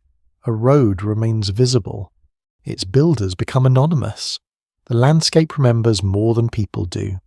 By midday, the mist has vanished completely. The countryside stretches clearly before you. Fields shimmer beneath the sunlight.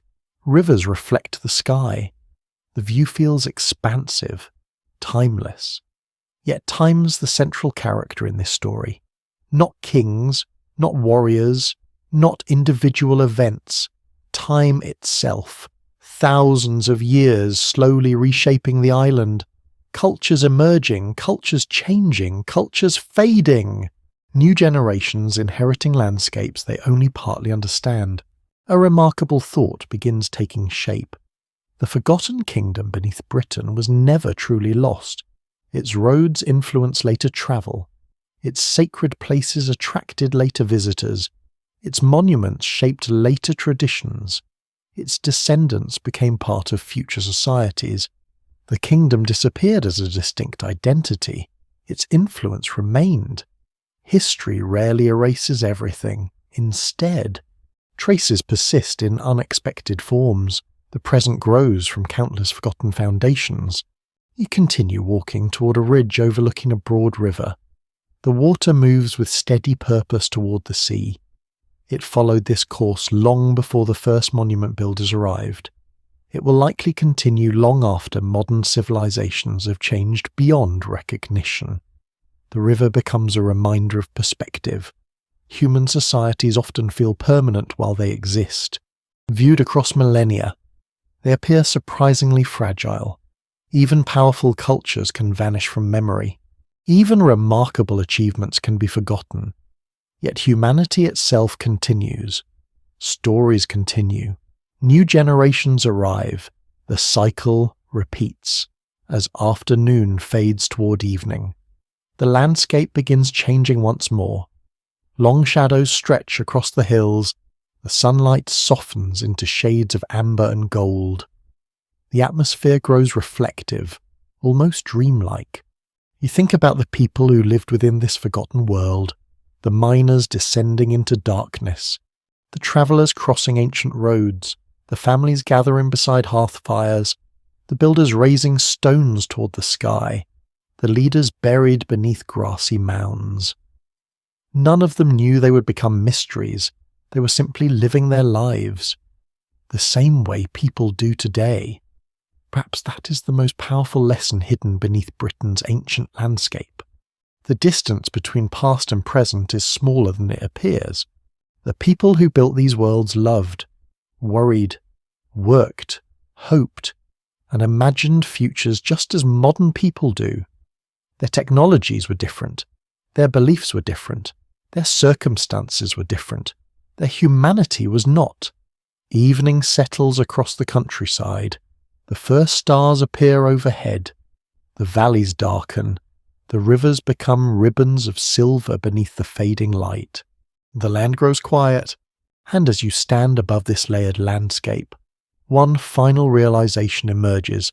The forgotten kingdom beneath Britain is not merely a story about the past, it is a story about memory, about how civilizations remember, about how they forget, about how entire worlds can remain hidden beneath familiar ground for thousands of years, waiting patiently, silent, invisible, until someone begins asking questions, until someone starts digging, until someone notices that beneath the roads, fields, churches, castles, towns, and cities of modern Britain lies another Britain entirely, older, deeper, and still whispering through stone, soil, rivers, and mist. Night settles gently across Britain. The last traces of sunlight fade beyond the horizon. Mist gathers once more in the valleys. Rivers continue their slow journeys through darkness. Above, a scattering of stars appears between drifting clouds. You stand for a final moment within this ancient landscape. The roads are gone from view. The settlements have disappeared into shadow. The monuments are little more than silhouettes against the night sky. Yet somehow the world feels fuller than before. Not because every mystery has been solved, but because you now understand how many mysteries remain. Far beneath the fields lie forgotten houses. Beneath villages lie older villages. Beneath roads lie older roads. Layer after layer, century after century. The past rests quietly beneath the present. The earth has become a vast archive, a patient keeper of human memory. A cool breeze moves across the grasslands. The sound is soft, almost like a whisper. Perhaps that is the closest the forgotten kingdom can come to speaking now. Not through written records, not through surviving voices, but through fragments. A stone buried beneath a field, a pathway hidden beneath a modern road, a ceremonial chamber deep beneath the earth, a handful of objects resting where they were, left thousands of years ago. The night grows deeper, the stars brighten. Somewhere in the distance, an owl calls across the darkness. The sound drifts over hills that have watched generations come and go.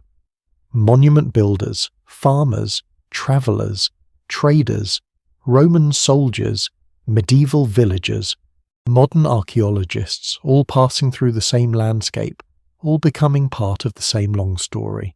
You imagine the ancient rivers flowing beneath moonlight, the water gliding past forgotten settlements, past burial mounds, past sacred springs, past places whose names disappeared long ago.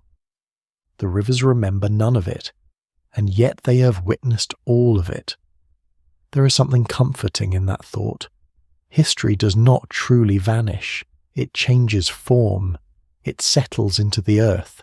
It waits within landscapes. It survives in traces. The past remains present, even when unseen. The cool night air settles around you. The hills become darker.